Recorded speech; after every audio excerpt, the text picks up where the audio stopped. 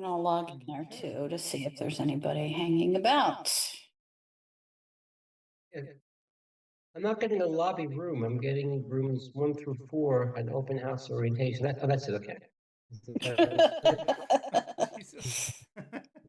So it's got 15 more seconds. So 10 more seconds. And everybody remember to turn your volume down on the. Yeah. Let's turn that down. Okay,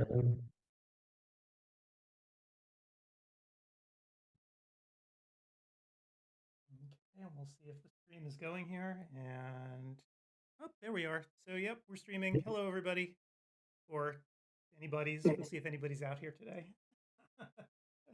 There are at least there's Daniel and David. Yep. So got a few people. So hello, everyone. Welcome. Anything here. Welcome to the orientation. And I guess we're going to have a few people out here. So I'm going to load up and try to see who's here.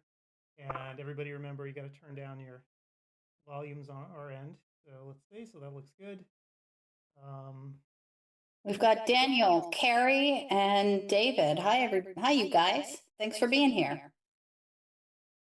Any questions, guys? We'll answer everything without you asking, but anything you have, we're glad to know firsthand. Yep. So we'll see as people start to come in here. Obviously, we just started the stream a minute ago, so there aren't too many people here yet. But you know, as we move ahead, there should be, and we will see. So hopefully, for the folks who are coming in here right now, I have a feeling that a lot of the people who are going to be with us here tonight have never done a CEwire before, so they're here to test out their account and just to make sure everything works. So if you can hear us, you know, that's a good sign. It means that your system is working, right? You're actually watching our video. If you can type into the chat on the right side of the screen, that's even better because that means that that works for you. So tomorrow should be just fine, right? Because you've actually achieved the hardest part. You've logged in, which incredibly is actually the most difficult part for some people. The rest of it's cake after that, because if you're logged in and watching us, that means the system works and it's going to be recording you here during the presentation. So, yeah. So good. So yeah, so far so good. And we'll see what happens as people stream in here. And once we get a few more people, maybe we'll run down what's going to be going on this weekend, especially for folks who might not know or have never attended the conference before. Well, we had Daniel who said hello, which is nice. I'm hoping that perhaps, who else did we have? David could say hi. Oh, Carrie. Oh, they did say hello. All right, I missed it. Sorry, you guys. Well, you've tested it. You've logged in. You know that you can talk to everybody in the chat, and you can come back here to the lobby tomorrow if you have any problems during the day. Are you guys first-time CEwirers? Is that what we're calling our attendees? CEwirers? That's a little awkward. Yeah. So if you are a first-timer, thank you for coming. And yeah, so we'll be here doing this for the entirety of the weekend, right? Starting from 9:30 in the morning Eastern tomorrow all the way throughout the day for both days. So we'll be here to answer questions via text chat, even if we're not actually physically here streaming stuff. We, you know, take breaks during the day. We might not be here. We might show some old footage as well, but we're always around to answer questions throughout the day. And one thing that I want to underscore to folks, I know there's only a few people here, but why not? I'll actually get the ball rolling and start talking about it. So one of the most important things you can do for yourself is download the schedule. Like if you go to CEwire2025.com and click, you'll see a link to the schedule. You'll see it's a PDF. I put it up on the screen here so everyone can see it. So it's easy to download, right? So you can get to it at CEwire2025.com/schedule. And you might want to print it out. So even I usually keep a printed copy with me from time to time, just so I can refer to it easily throughout the day as it moves on. But you can see the whole schedules here. You can see when the classes are, so you can actually map out what you're going to be taking. And then it's very easy to jump from room to room. When you go back out of the screen to the main menu, you'll see you have your choice of 4 classrooms, right? So you hit the back button at the top, and you'll get out to the main area where you'll have 4 classrooms to choose from. And again, you just pick what you want to see when you want to see it, and you can watch. So it's pretty straightforward. Again, the rooms are listed on top. You can kind of see it right up there. And then you just pick what you want to do. So I've highlighted the rooms up there with the pen. Yeah. So You love that little feature now, Adam. it makes it easier, right? Because here I am like wildly gesticulating at the screen and I'm realizing like nobody can see me. So the pen makes it much easier. So anyway, so take a look at what room you need to go to and then just show up. Now, when you're in class, just remember that you have to stay for the whole time, the entire class. The system's monitoring to make sure you do it for enough time.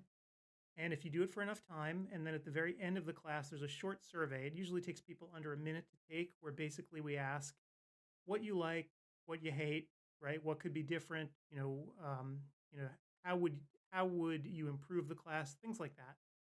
But it takes less than a minute. And once you've filled out that survey, and if you've watched for a long enough time, the credit will automatically post on your transcript. You don't have to do anything else. So this is very different from other systems that you might have seen, where you might have to come back and take a quiz later or take a quiz the next week, which is hilarious. Nothing like that. You just have to answer that survey and it'll award you the credit. And by the way, that survey is a result of Arbo's rules, right? We didn't come up with that. These are the rules that they wanted to see for synchronous credits. So we did exactly what they wanted. So just make sure you sit through the whole class and take the survey at the end and you're good to go. Easy I'm sure peasy. Daniel will attest it's easy to get to the classes also. You have plenty of time in between when one ends and the next one begins. Right? Yeah, there's a gap. You can see on the schedule, we put a gap sort of in between each class. Originally, back in the day, there was no gap. And then we realized that was cruel, right? Because you'd just be going from class to class to class. So the days are longer, right? Because there are these 5-minute gaps in between each class, but it's great because it gives people time to fill out the survey and like grab a sandwich or go to the bathroom or do whatever, as opposed to just having to, run or potentially miss something. Next year, we're going to have virtual bathrooms, so you don't have to worry about that. And is it easy for them to ask questions? Oh, yeah. So asking questions like during a class, again, you just use that chat window right on the right side of the screen. So if you can type in the chat window, that's how you ask questions. And sometimes if you have questions like procedural questions, like about the event and how to do things, a lot of times we don't even answer those, right? The other people who are CEwire experts, right? Because you're going to have like 200 or 300 people sitting in these rooms at least. They can help. At least, right? Depending. I mean, I think sometimes we've seen highs of what, 800, 900. I mean, we've had some 800, yes, sir, yeah. Yeah. So you're going to have a lot of people to draw on for expertise about how to do something. So it's pretty cool. A lot of times you won't even need to come out here to the lobby to ask us. We'll figure it out. But Rich and I usually pop in all the rooms, so we usually help to answer questions. And if you have a real question, go into the lobby because we're always there to answer those. Right. Like if you have a question that requires real action, like you're worried that for some reason your credits didn't populate or something, or your computer keeps crashing, or there's some odd thing that you're experiencing that you don't think anyone else is experiencing, that's the time to come to the lobby because I can just jump on it, right? And I can actually go try to investigate in real time what's going on. For the most part, though, I got to knock on some wood here. That hasn't really been a concern this year. The software has been remarkably stable, again, knocking wood. So you shouldn't have too many cases where things just blow up on you, at least not this year. And Adam has told me he changes for the better for next year, so we'll keep our fingers crossed for the first event in January or February of next year. But that's in the future. So we're working on a bunch of stuff for next year in terms of modifying the software. Things, some things are going to be visible to you. Like for instance, the chat, which is on the right side of the screen, you'll be able to privately message people during the conference. Right now, the way the chat works, it's all kind of public. It's all sort of out there. But next year, you should be able to actually privately message people. So for instance, if you're having a problem and you're in a classroom, instead of like having this sort of public chat, we can take it aside and try to troubleshoot for you privately, which is useful, right? Because otherwise, your troubleshooting is going to be sort of in the body of that chat that's going on. So we don't want people to get distracted. So that's going to be helpful, I think. So there's going to be lots of little features like that. The way that transcripts are going to work is also going to be modified. So right now, the way it works is that it takes a good 10 or 15 minutes at the very least for a credit to post to your transcript, up to several hours, depending on how many we're processing in real time. So the way the system works is after a class is over, the system awards credit to people, right? But if you think about it, we have these moments in time, right? You saw the schedule up on the screen, right? At the very end of an hour, so let's say you finish Solar's class right here, the system all of a sudden is going to get deluged, right? With 1,500, 2,000, or however many people are finishing up and taking a survey and then getting credit. So it's very difficult for a system to do this in real time. So what it actually does is it does it in batches, and it sets a process off that's separate from the main process that's running the software. And it does that processing in the background. Now, it tries to do it quickly, but as you can imagine, thousands of credits each hour. And oh, by the way, if it doesn't complete that first hour's worth of credits, 60 minutes later, guess what happens? There's another batch to process, right?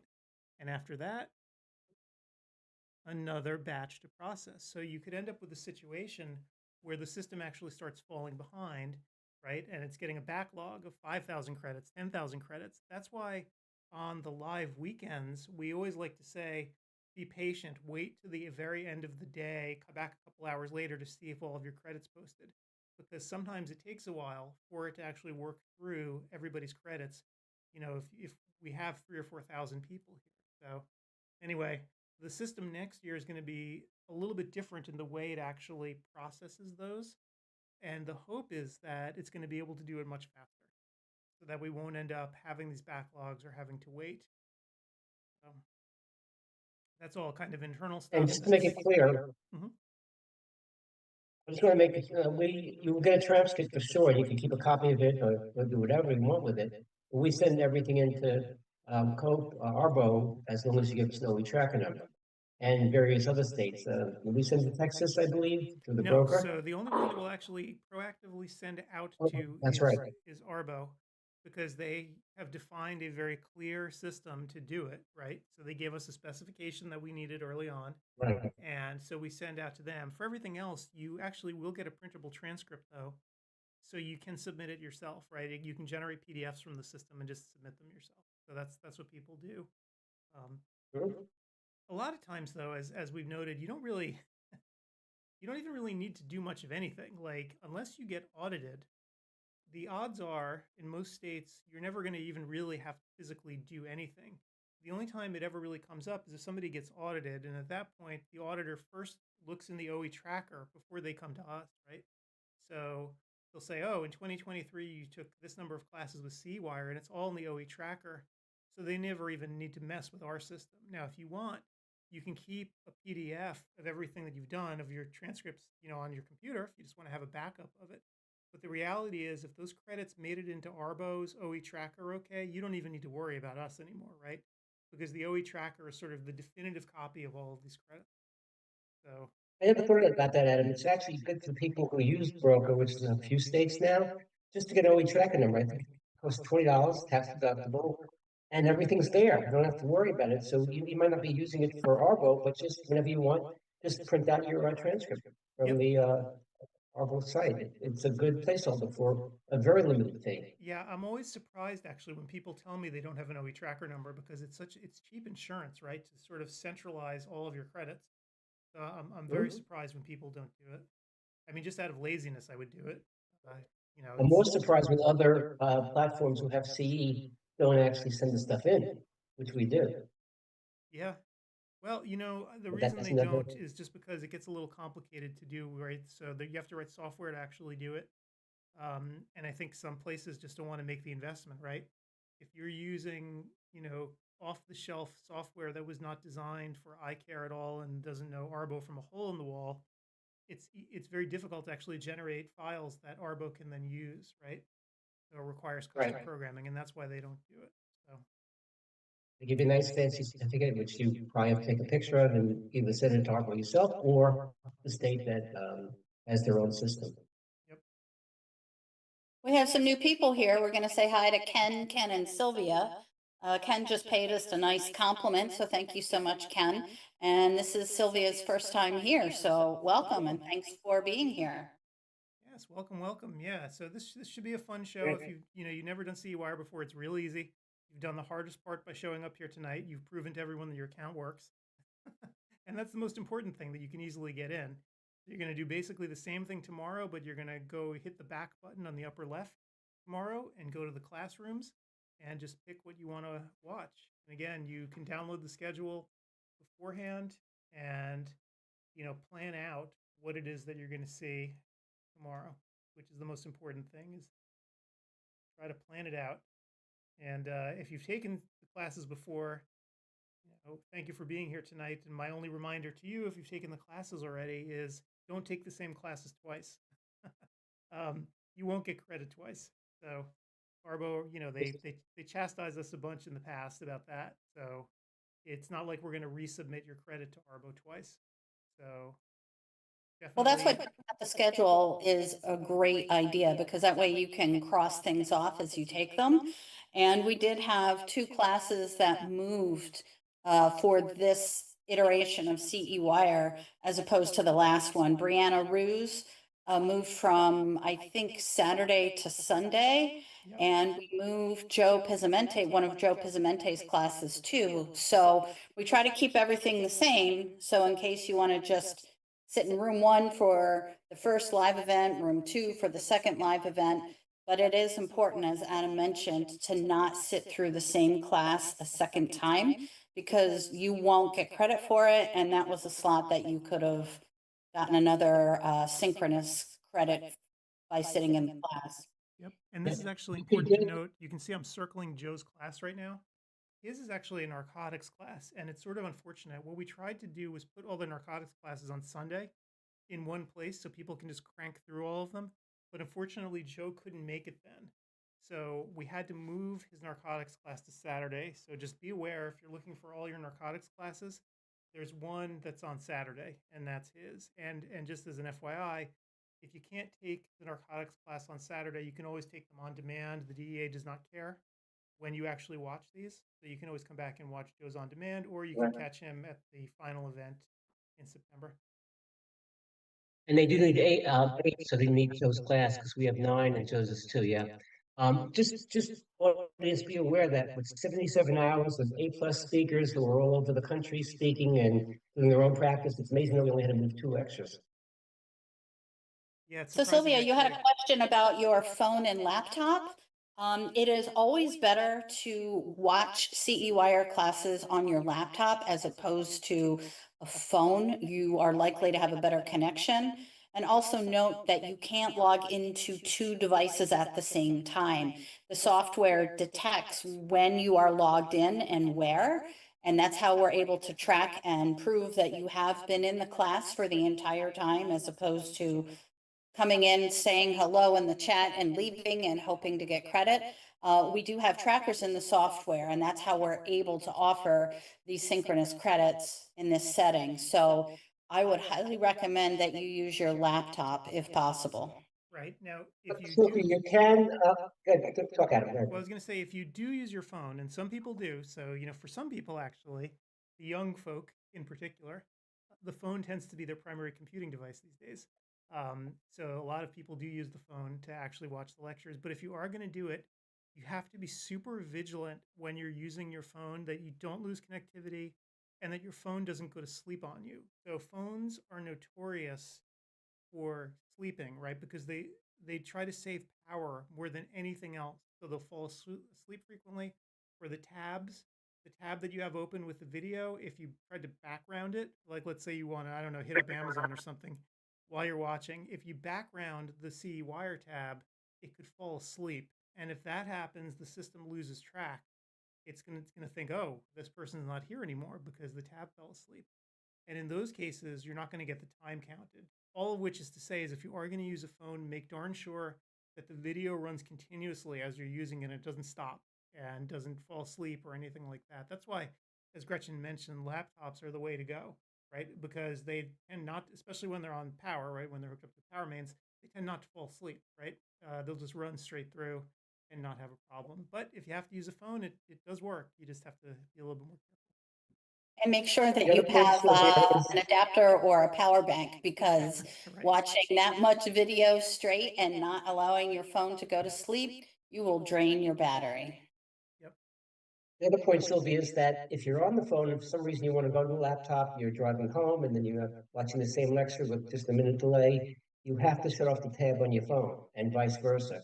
If Right. you're on two devices at the same time, it'll not know what you're doing. You might not get credit for it. So if you're on one, even if you're at the office on a laptop and you go home on a different laptop, please shut off the tab, because it's going to create chaos. Right. But Sylvia, I'll tell you a dirty secret, since, like, you know, we're all friends here, right? There aren't that many people here, so I'll tell you the truth. What happens is sometimes people do it this way, and for whatever reason, their other connection stays active. So now they have two different active connections running. The system won't give them credit for it. Typically what will happen is then they'll just send me an email. They'll send an email to support@CEwire2025.com and say, hey, what happened? And I can look up and I can actually see what happened and I can try to fix it. But it's really important that most people don't do that, because you can imagine with 4,000 people here, if everybody had that kind of disaster, I would be doing nothing for weeks except correcting people's credits. But in any event, if you do run into that problem, you can always email support. It'll go right to me and I can try to fix it for you. I have a question. How can you be taking courses and driving at the same time? People do all the time. On the Or phone. perhaps she is seeing patients tomorrow and is watching something at the office and is then going to head home. So you never know. I don't know if Steve meant that she's watching while she's driving, maybe in transit Yeah. from place A to Yeah. place B. Some people on Apple Play, they have their phone working on Apple Play, it's plugged in, and the screen does work. So you can be watching a video. Yeah. So I But mean, we do not recommend that. So No, Why? I'm not saying I Yeah. recommend it, but this is reality. well, the reason that I wouldn't do it, I mean, there's a million reasons why you shouldn't, but the reason that I wouldn't is because eventually, if everybody keeps doing that, and people do it, I'm not going to say they don't, right? I can actually see it, right? I have the data. I know how many people use phones when they're doing this. Eventually, Arbo is going to draw the conclusion that, hey, people are not actually interacting with the speakers. And why aren't they? Well, because they're driving, right? Or they're on the phone, or they're just not paying attention enough. We're not going to give interactive credit anymore to people, you know, or synchronous credit anymore to people who behave this way, right? Arbo could do that arbitrarily. They could say, you know what, we just think this is not synchronous enough. We're going to change the rules. And they change the rules usually like once every 5 or 10 years. They get together, the big muftis have a meeting, right? Usually around the AOA Big time. muftis? You know, the leaders, right? The so-called thought leaders like Mike Olson and everyone else. They all get together and they bang the table. You know, how can we make the system better? And they all get together and they have these meetings around AOA time, and they come up with these new rules. And then we, as providers, are expected to follow the rules. And one rule they could come up with is they could say, this has been a dismal failure. Too many people just watch lectures while they're driving. We're going to change the rules for synchronous credit. That could absolutely happen. It's happened. Or they in the might past. eliminate synchronous credits. Yeah, I The doubt states they and the would go district that would far. say, But well, yeah, if the states started saying we're not going to honor this anymore, Arbo might.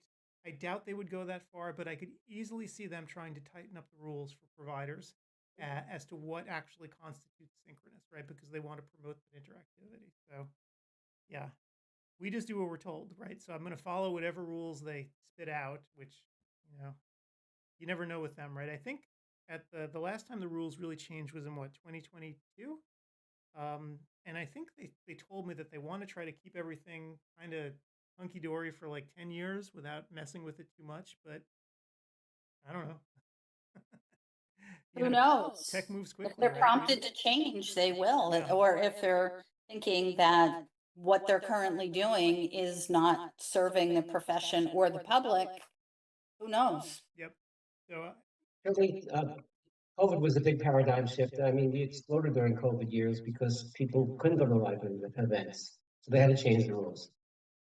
yep. Yeah, so COVID, they really loosened up the rules. They're trying to tighten them a little more, and that's why I'm saying that as things progress, they may try to get the rules even tighter. We just don't know. Um, but I would guess that they will. As technology rolls forward, they're going to try to sort of move with the technology. And if they feel like it's becoming easier for providers to improve their interactivity, they're finally going to force it. I just don't know when. Hopefully not this year, because I'm not going to be around during their meeting. So we'll see. Next year, I might actually try to attend the Arbo meeting, but that's a year away. All right, well, cool. So any questions, team? I think most of the people have been able to work self for Sylvia, but just know it'll be a nice, easy day. You can get as much as, I think, 17 credits now and 17 credits in September. And those are 20. I mean, you synchronous, could and you actually can get everything else in between. 17. What are you saying, man? Take a look at this. look at the number of hours. Not Oh, 17. sorry. It's 20. I mean, if you're willing to, kill yourself, I wouldn't. But yeah. 10 and 10? Yeah. So there's a little bit actually at the end of the schedule. Unfortunately, we have a little gap here. But if you haven't seen Ben Casella or Barry Iden's final lecture, you can get in that little extra hour. So the end of the schedule, as you can see, is where we leave the extra space in case somebody has to move. So there's kind of this little extra. But yeah, other than that, in theory, you could just sit here all day for 2 days and get a lot of hours. I don't know. Thanks much, Daniel. Thanks for joining us, and we'll see you tomorrow, and we'll be available in the lobby all day if you or anybody has any questions or if we're able to help.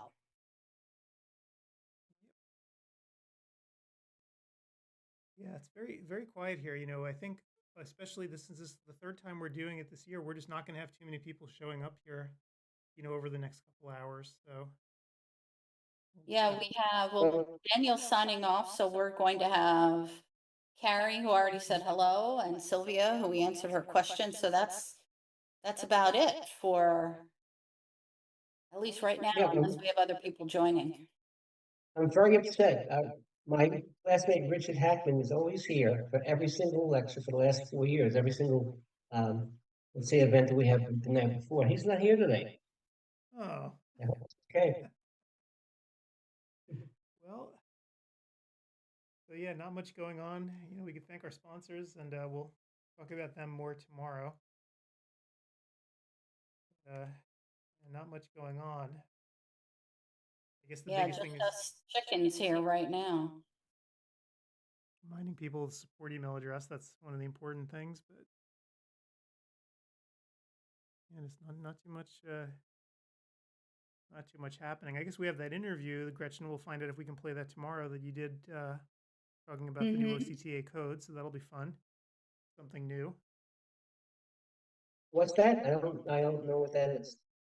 Oh, we haven't posted it yet. It was a conversation with Dr. John Warren from Racine, Wisconsin, talking about implementing OCTA into your practice. Okay. Does he, I'm sure he knows Dr. Rodman, who has a whole Facebook page on it and is an expert also. I'm Really? betting. I'm sure they speak together or they compare notes all the time.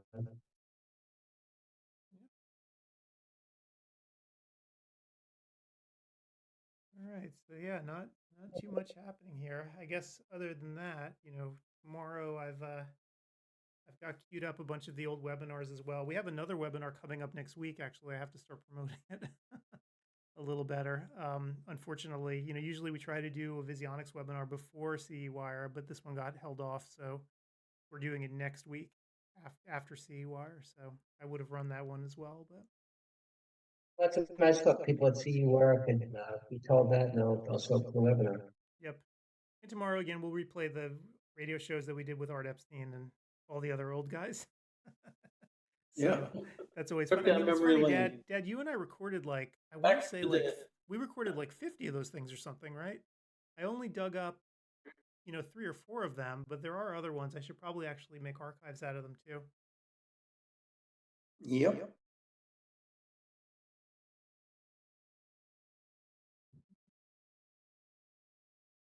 Well, I guess it's good that it's boring for us. Yeah. We usually, the first, we have like 25, 30, the continuous change of people, but, I guess, again, how many new people do we have between last and this time? A few hundred, Adam? Yeah, it's a few hundred people. That's I didn't get an exact count, but yeah, it's a few hundred. So again, what I'm Okay. predicting will happen tomorrow is those few hundred people who do not show up here tonight, most of them will know what to do and be okay. Because again, when they signed up for their account at CEwire, they either had an ODwire account or they created one, so they're already logged in. So for them, this will be very straightforward. I'm sure that we're going to get a few people, as we always do, who don't really know what's happening or they're having trouble, and we'll just pounce on them in the morning when we get started. So we'll make sure they can get in. A normal, refresh, go in and out of the rooms, Yep. use the computer, etc.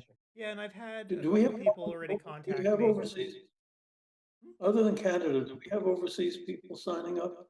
Very few.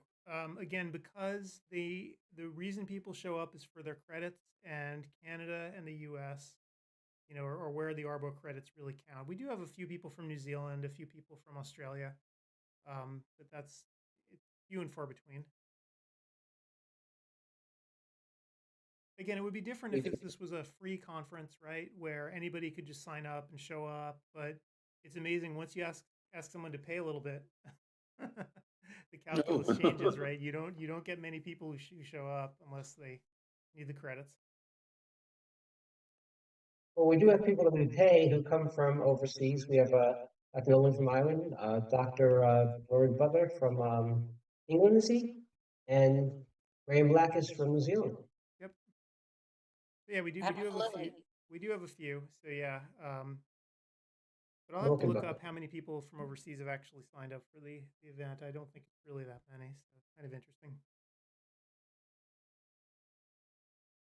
But other than that, things should be relatively straightforward. I've been working on the server today with Jake. Jake ramped it up again, so we shouldn't have any trouble tomorrow with server capacity or problems like that. The way it works is that we ramp it up and down right before the show.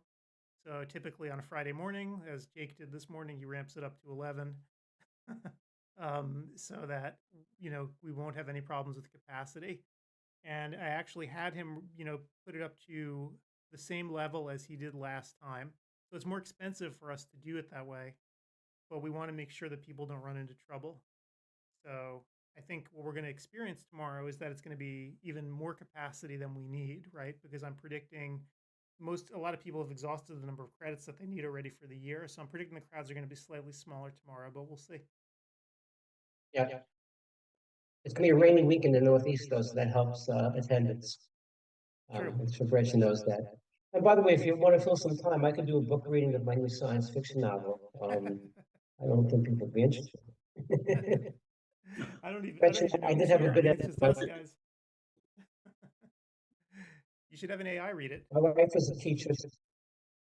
No, but she did the full editing of the. She said my grammar was surprisingly good. I mean, she found mistakes, and she said, "For you, that's amazing."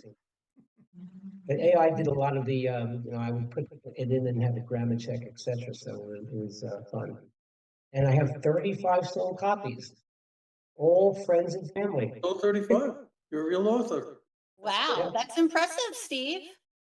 And by the way, it's a zero-sum game. All the money is going to charity. With the first one, the first 100, we're doing St. Jude, and then we're just going to start rotating the charity. So it's not a profit. It was just fun to do, and I figured I'd give back to mankind a little bit. And Sylvia says she's signing off, so thanks so much for joining us. We'll see you tomorrow. Okay, so it looks like it's just us guys here with Daniel. Okay, we can gossip then. If Daniel's still here, if Daniel, if you like gossip, you can hang out here and gossip with us too. But yeah, I know some stories about Daniel, but I won't say. Daniel went to crack open a beer because it's the end of the day. I have no idea where he's located, but It's end of the day and it's Friday, so he probably left his tab open. You know, I was amazed that no one remembered that June 6th was D-Day. I had We can a watch TV, yeah. ODwire. I guess the last of the World War II veterans are dead, and nobody remembers. So, I remember, but you do have history books. I remember Pearl Harbor. I wasn't born then. I remember yeah, well, July 4th, 1776. we go over to watch It's funny, tomorrow night and good luck at 7 o'clock my Eastern my time. daughter was telling me about my 12-year-old grandson. And when I went to school, there was a certain amount of history. Now there's a lot more history because a lot more things happened since then, and they don't have time to complete it. So they end like at the Vietnam War, and they really have another 30, 40 years of history to go, but they don't get to it because there's, I guess, every year there's more and more things happening and more history. Like in Roman times, it's simple. Like yesterday, conquered, and that was it. Go home, kids. So I'm looking here. So tomorrow, then we're going to be starting out. Yeah. So same old, same old. I'm actually just looking at the schedule here. So for tomorrow morning, just show up, guys, at the usual time, 6:15 or whatever, and we'll go on the air at 6:30. And I'll be a few minutes late, most likely. Yes, yes, Far- yes. We know you and your produce. Actually, I'm going to try to zip out of here tomorrow too. Well, actually, Reed, this is the greatest thing about Reed having a car. Let me just say, You can send him on your errands. it's incredible. He Is he can driving do on his things. own? He's going out on his own now? He's got a full license. He can do whatever the hell he wants. So yeah, What's the age of that? He uses his own car. he uses his own car. He has the new Subaru. In New Jersey, it's 17. I'm sure the same thing in Pennsylvania. He's not 17 yet, is he? He's 16, and that's the age here. Wow. So he's out there and driving. So yeah. I didn't know New Jersey was 17. Yeah, it's 17, 16 for a permit. Interesting. You're 16 in Pennsylvania? Well, last I checked, I haven't looked lately. When I was a kid, you would get your permit at 15 and a half. And then Wow. you could take your test like on your 16th birthday. A lot of kids did. This was back in the day, of course. And my daughter didn't get hers until her first semester of college. But yeah, well, kids nowadays don't need to because they got the world in their hands with these devices. Yeah, but Isn't you know it what? They're not as driver- addicted to fast food as Reed is. So Is he the driver's appreciates it. test difficult for the kids? No, so it's a weird.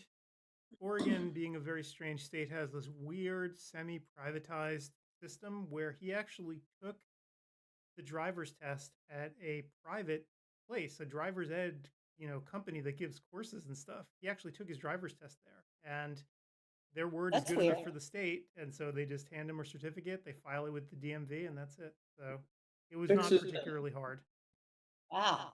Yeah, I mean they don't even have Did to he have parallel to parallel park. park? No parallel parking here because it's hillbilly country. What who parallel parks, right? I mean, there's Portland, but I am so glad that Pennsylvania put that on their test because I didn't have to do it. I just had to do a J turn or K turn or whatever, Yep. 3-point turn.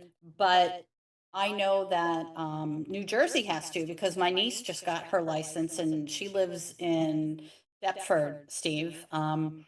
But yeah, we really went and practiced for Alex, and I am so grateful. I think everybody should at least know the mechanics and have to do it to pass their license because just because you live in Oregon when you get your license, Adam, I mean, who knows? He might go to college somewhere that he would need to do that. It's a good skill.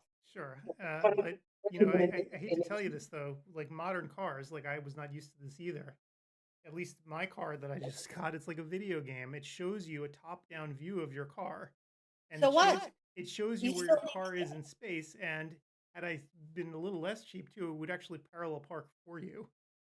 But you still need to know the actual mechanics and how to do it in order to have the technology help What you. what I'm saying is in this case, in a lot of new cars, you don't. You pull up in front of the spot. It can look down Yeah, on the world and show you almost like a top-down view of the spot that's empty next to you. You hit this button that says park, and it pulls itself in. it doesn't. But how many people have cars with that new technology? Right now, Especially teenagers. very few. That is true. He's got a Yeah. little Subaru, but he'll be fine. And Oregon, again, this state is kind of, like many states, there's an urban area, and then there's the everything else, and the everything else people don't like to be told what to do by you big city slickers. So they don't like Yeah. their book learning, they don't like their parallel parking. So that's what we get. Gretchen, in New Jersey, my daughters, when they went for the test, they go to like a proving area, which is like a little area. It's a fake turn, fake this, everything's between pylons. We took them there the night before, moved the pylons, went into the place, and we practiced in the same place they're taking the test. And it worked out. I mean, you're not parking between two cars. It was really simple, and they all passed. Whatever.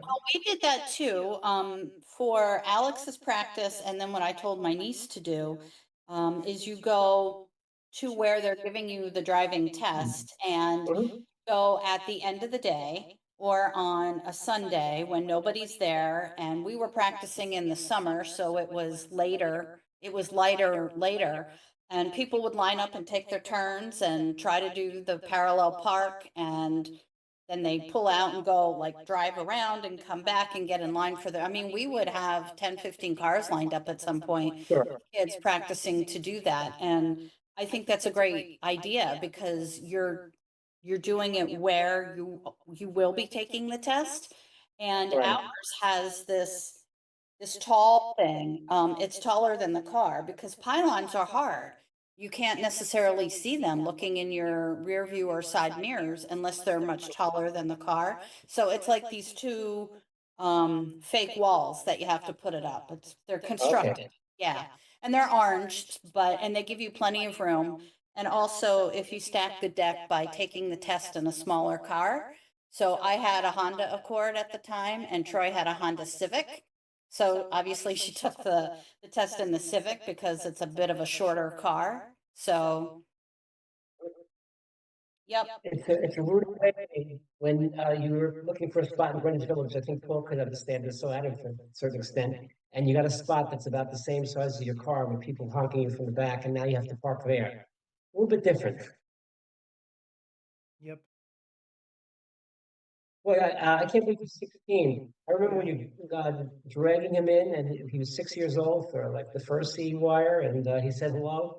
Yeah, That no, was a long time he's ago. gigantic. He's bigger than me. He's got a mustache. It's all awful. So I hate all of it. But He has a mustache? he's got Oh, a hell no. shitty teenager mustache. You know how that is. Yeah. So he's gonna shave it off though. That's a Obviously, bad if we're gonna be parent. visiting colleges, he's got to look like decent. Are you getting special cat food now? They're making special cat food with minimal appetites, smaller packages. No, that cat does not have a minimal appetite. He is our talking cat, and this cat has a watch. And Troy gets up much earlier than me, even though Troy feeds breakfast. If Troy isn't moving quickly enough for that cat's liking, he'll come up and wake me up and meow in my face. And he has been known to bite my head to say, it is time for breakfast. Yep. And By we the have way, two now. We did have three, but we are down to two cats. I didn't look at the schedule completely. Is Steve Alexander going to be here this weekend? Yep. Yeah. Yep. Everybody confirmed they're going to be here. I mean, obviously the only one. Unfortunately, we had the one speaker who passed away, so we had to scratch him from the live. His thing's still running on demand because that's okay. But yeah, that's Arbo's rules. That's a shame, young guy. Yeah. Yeah. Yep. Actually, just got an email from Steve Alexander just to know he's giving a lecture, same company, on the 18th of June. So that's why it's basically a webinar. Hmm. Yep. Yes. So there's not much going on here. I wish I could tell you guys, stuff, but there's just not much happening. I mean, software wise too, not much going on. I'm going to start working with Mike again once this is done. to see how the new platform's coming along. I've been using it a bit. The problem that they had was they redid the way the courses work, right? So that's the big concern for using it next year at CEwire. If for whatever reason I feel like they're not going to make the deadline, I'm going to really press upon Mike that I want to keep using for one more year the software that we have because it worked. But I really Who's don't Mike? want to because it's expensive, Who's right? Mike? Mike is dedicated to us. He owns the company that writes the software that we're using. So Mike owns the company. Yes. And in any event, if they're not ready with the new platform, I'm just going to insist that we continue using the old one. The new one, it works well, but if it doesn't have the features that we need, then we can't use it, right? We absolutely need to have the courses working the way we expect them to work, the transcripts, the whole 9 yards. So he obviously has I think all summer to get it together, and even longer than that, actually, right? Because we're not going to be doing any real new stuff other than signing people up until next January. So it should be okay. But if I feel like he's cutting it close as the fall approaches, then we'll have that discussion. We'll cross that bridge when we get to it. Because it's funny because we've reached the point where the software for CEwire is so good, it works so well with this platform that they have, but they just don't want to use it forever, right? Because we are now in our own little branch. We're functionally the only people using this version of the software. And it's a year or two out of date, and it sits by itself, and it works great for what we need, but it's not the kind of thing that they want to maintain endlessly. They'd much rather move us to the same software that everyone else uses, which then gets updates with everyone else, right? And continues to get modified with everyone else as opposed to being our own thing. When you say everyone else, what other types of companies use it? Oh, so Realms is actually being used by a bunch of different folks for different purposes. Very few people, or perhaps no people, are using it as we are for actual strict education, right? Requiring certificates and everything else. I don't think anybody else is doing that. But you do get a lot of people who have educational stuff online, right, about different topics. So there's a bunch of gambling I've seen. There's one guy, firearms, like people who are experts in various things. There's a bunch of gaming ones. So you get people who have these little sort of niches that they've staked out where they also do education, even though it's not like formal education. So I could ask Mike for a comprehensive list.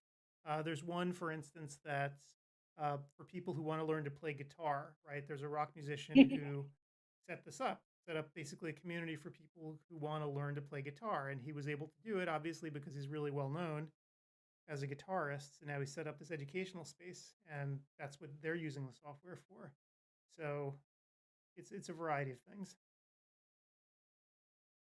But again, none of them are the kinds of things where they're reporting to state agencies, right? So it's, you don't have to talk to the guitar police or whatever. So Guitar police. we're the only ones who have the sort of formal educational need. That's why our needs lagged, right? So what everybody else needed was different from what we needed. So for instance, they needed private messaging, right, with the chat. We didn't necessarily need it. It would have been nice. We didn't need it. Somebody else absolutely needed it. And that's why that got built, right? So they build what they need to build that's much more generally useful. Our stuff for them is not generally useful. If you think about it, it's good for us. If they found another company or firm who did formal education, it would be good for them too. But as of right now, Mike has to consider building functions first for people who need them the most. And so now that's why the discussion after this weekend is over. I got to get back with him and say, look, we really need this built as soon as you can. Because if he can build out the new course structure and the scripts to get everything to Arbo or whatever, we could conceivably put on a mini CEwire in the fall, right? Just take 4 or 5 credits, right, for TEC, whatever it is, and have this sort of mini CEwire carved out where we could test the new software using lectures we already have, right, which would be really important to do. And so that's why I'm just waiting for him to give me the green light and go ahead to do it and use the new software to set up this mini event using content we already have and seeing how it works. So that's kind of where we're at. So what do our competitors use then? So Did what a they lot not of use what a it lot of with people Zoom. yeah. So what a lot By of the way, people it's just us here now. yeah Nobody have their else. own company? what Well, a lot of our competitors, they're doing online stuff. okay. So what a lot of people do They is use they'll use Zoom, and what they'll do is they can only then offer if they're using something like Zoom. What that means is they can only offer live classes in one track, right? Because they can only do one at a time. It also means that they need to have some sort of external mechanism for the surveys. It's probably something that's been cobbled together. I don't know what. Each person's going to do it differently. And then they'll have to come up with some sort of system to generate those credits and get them over to Arbo. So the reason that you haven't seen anybody do it like we do with 70 credits or whatever is because there's no automated system in place that can handle that other than the one that we've built. They have systems that are semi-manual. Even Eyes on Eye Care, right? They only have a system that can do things one way, and that one way is with a quiz, which people hate, right? So instead of doing it two ways with surveys and quizzes, right, as they could if they put the time in, they just said, screw it, we're gonna just gonna do quizzes, which was easier for And the way them. they do it, Adam, is the way they do it is they make you take the quiz beforehand. Yep. I don't know why. And you don't get a grade. You just take the whole thing, and I've done it so many times. And then you take the course, Paul, which is live and it's consecutive in between. There's a course, then there's an advertisement, which not allowed to do, they do. Another course, another advertisement, etc. And then 2 days later, you take a quiz for the course that you took on, let's say Saturday, you can take it on Monday. And it's really hard for a person to learn, and you have to take good notes, etc. I would forget everything. That's why when Arbo told us, okay, it's okay to do surveys instead of quizzes for live stuff, that's why we opted for it. But it made the software so much more complicated, right? Because there's one version that's for live with surveys, the second version for quizzes, right? Which quizzes for asynchronous. So yeah, most people don't want to make the investment and do it two separate ways. So that's why that is the way it is. Oh, and I didn't show you guys for the schedule. Let me just bring it up. Gretchen, did I make those changes? And if anybody's here in the lobby, is it just those guys? No, it's just us. Okay, It's good. here. So nice. Yeah, so one thing I You didn't did make those do. changes? You moved Brianna and you moved Joe? Okay, so I did it on the actual printed schedule. What I didn't do, I have to go back. I want to go back and triple check my work on the actual system itself. Usually I do that. I haven't had time to do it yet, though I'll do it tonight to make sure that the lectures are running when they're supposed to run. So there's no reason it shouldn't. I mean, we all use this Cedar spreadsheet to get it in. And unless I screwed it up, it should be fine. That's why I hate when Don't people stay up move. too late, Adam, because even though we're not on camera the entire day, it's still tiring, and you Yeah, going to I'm gonna- bed late just messes you up. So don't kill yourself. No, I'm not going to. I just want to make sure things work. I also have to change the front page of the site. You'll notice when you go into the lobby, it's got a certain message showing right now for the, it sort of shows you, it says, hey, welcome to the orientation or whatever. That stuff has to be changed, right? To, hey, classes are starting, at whatever time it is, and my usual spiel. So I got to actually set that up as well when we're done here. And don't we have an forget that session. Jake needs to disable the on-demand. Yep. So what we did last time, he doesn't actually have to do it. He can do it. If you hide actually where the on-demand courses are, most people won't find them. But I agree with you. Yes, he should, in theory, disable them.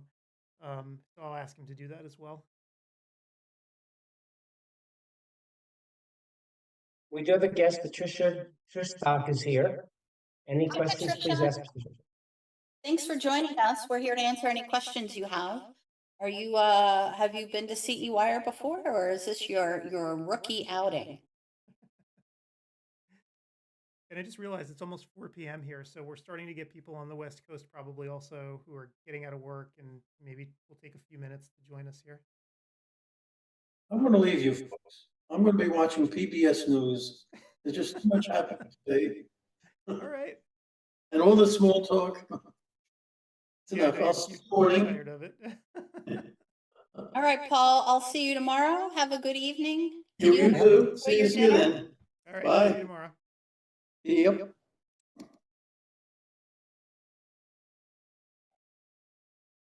Pretty much every speaker they get back to you saying they know and they know their time, Adam. That's great. Rich and I want to have our hair pulling out. Yeah, no, Well, everybody, they confirmed, I think, right? I think we got everybody. yep. Yeah.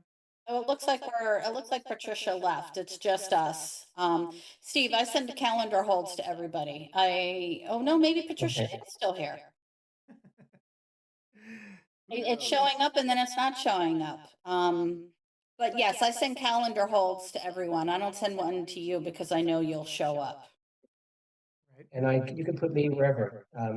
7 o'clock in the morning, 12 o'clock at night, I'll be there.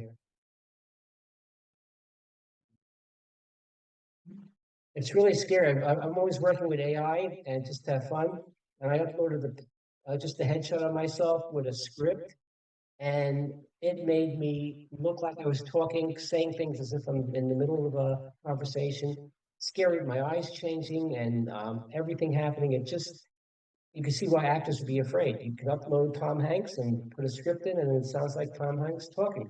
I mean, I think to some degree, I think for people who just like slop, the lowest common denominator of entertainment, I think it'll do fine, but it's got a ways to go. I don't think it's going to be able to capture the nuance. I mean, I guess we'll find out, but I think it's funny because when it works, it looks like magic. When it doesn't work, it's absolutely the dumbest thing you've ever seen.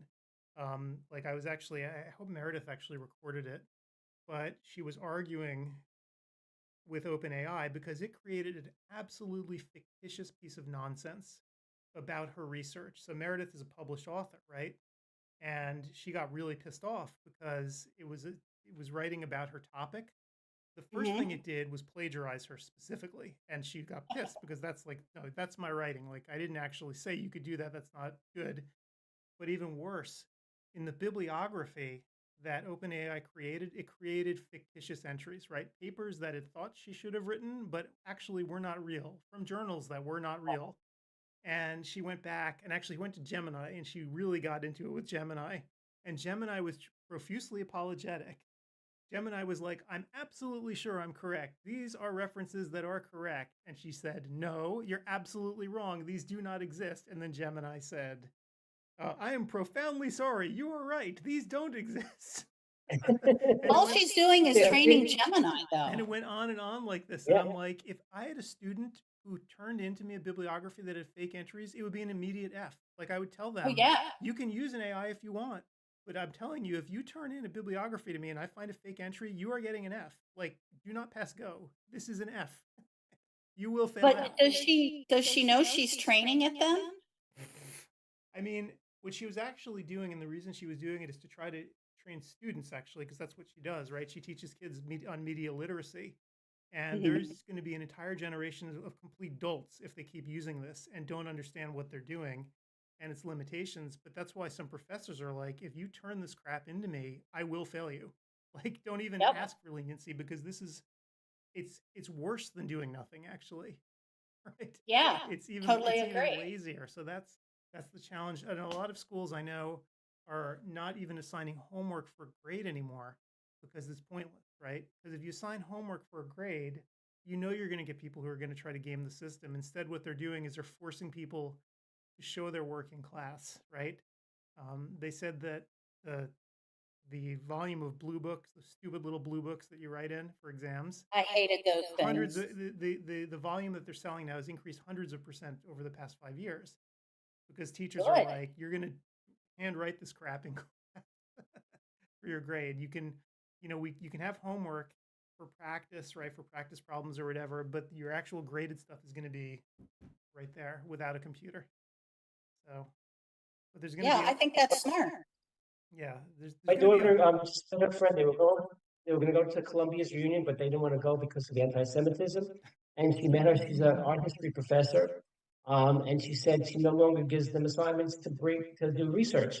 She does an oral quiz with them, and that's how they get their grade because it's impossible to give research. She knows it's not theirs, and they now run it through 2 or 3 AIs, and the AIs will pick up AI type things, so they could defeat even the suppositions that you have. So the best way of doing it, you got to do it live. Yeah, so it's funny because see if the kids know it's this. come full circle, right? They went from, Yeah. more and more tech in the class, more and more tech in the class, bring your laptop to class, do all this stuff. All of a sudden now it's back to the Stone Ages, right? Sort of like Yep. like Socrates, right? You're just facing your teacher and you're going to have it out with them one-on-one. So, but yeah, there's a whole generation though for the last like 4 or 5 years of kids who are going to just be profoundly stupid, right? Who have learned nothing. So good luck to them. They're getting out and they just know how to cheat. That's By the hard. way, I sent you Yeah, an and those kids were also going to school during COVID too. Right. It's, we haven't seen the last of the COVID fallout. No. I sent you an MP4, by the way, Adam, to have fun with. Oh, cool. After you're done. Maybe we It's could play it tomorrow during the live stream. I'll Okay, give so you. Adam, we need to help Patricia here. Okay. She's saying sign in to confirm you're not a bot. Okay, so sometimes that'll happen if she's getting a CAPTCHA. Mm-hmm. Is that what's going on? Yeah, you got to complete that CAPTCHA properly. Sorry about that. So I'm trying to think. So Patricia, right now you're actually in the room with us, and I can see you typing this. So where is it asking you to sign in? I guess is the question that I would have. Well, Patricia, if you're thinking that the CE is available now, it's It's not. actually tomorrow. So if you are trying to log into one of the rooms, that might be part of it. I don't know. I haven't tried that. But tonight is just a hangout for us to chat and make sure that people can get in and answer any questions. The CE won't start until tomorrow morning. Yep. Yeah. So what you might want to do, like, because obviously I can see your name here, which means you're signed in. So that's the important. She's and very- legit. Yeah. So that's the difficult part. So tomorrow morning, maybe close your web browser completely and start over fresh tomorrow morning and try to get to the class, and you should be able to get right in. I mean, that's the weird part. If I can see you right now, if you hit the back button, that should get you out to the main room of the lobby. And if that's the case, you should be good to go for tomorrow. Again, if it gives And you if that you do weird... have problems, come to the lobby and ask us, and we'll be there to try and work through it with you. Yep. Yeah, we'll be there. So no worries. Someone's always around to help. No, Yeah, Adam, I it's can't weird. take those captures because sometimes I just can't tell. Tell me where the buses are. Tell me where the tires are. And It's half the time infuriating. I get a second one or Yeah, or like, you got to pick out the motorcycle, right? And it's like, well, I'm getting Yep. all the pieces, but then you're saying that little piece is not a motorcycle, so you're going to reject me and make me do it again. So yeah, people find it infuriating. But I know that the platform itself, if it thinks you might be a bot, will actually ask you to go through it. But usually that happens before you can log in, right? Like I would expect that I couldn't see Patricia's name, if she hadn't filled that out yet. So I'm kind of Yeah, so she confused. successfully logged in, so it doesn't make sense. Yep. Yeah, so that's kind of weird. But if there's any oddities tomorrow morning, we'll take care of it. And again, Patricia, if you come a half hour before classes start tomorrow, show up here at 9:30 Eastern. We can make sure. we have Constance here also. Hi, Constance. Thanks for joining us today. Yeah, people are showing up. I'm assuming that a lot of these folks are going to be West Coast folks like me who, the day is winding down and finally they're getting out and are able to log in here. Again, we might get a bigger crowd because the whole piece is going to be raining. Philadelphia, Boston, New York, New Jersey.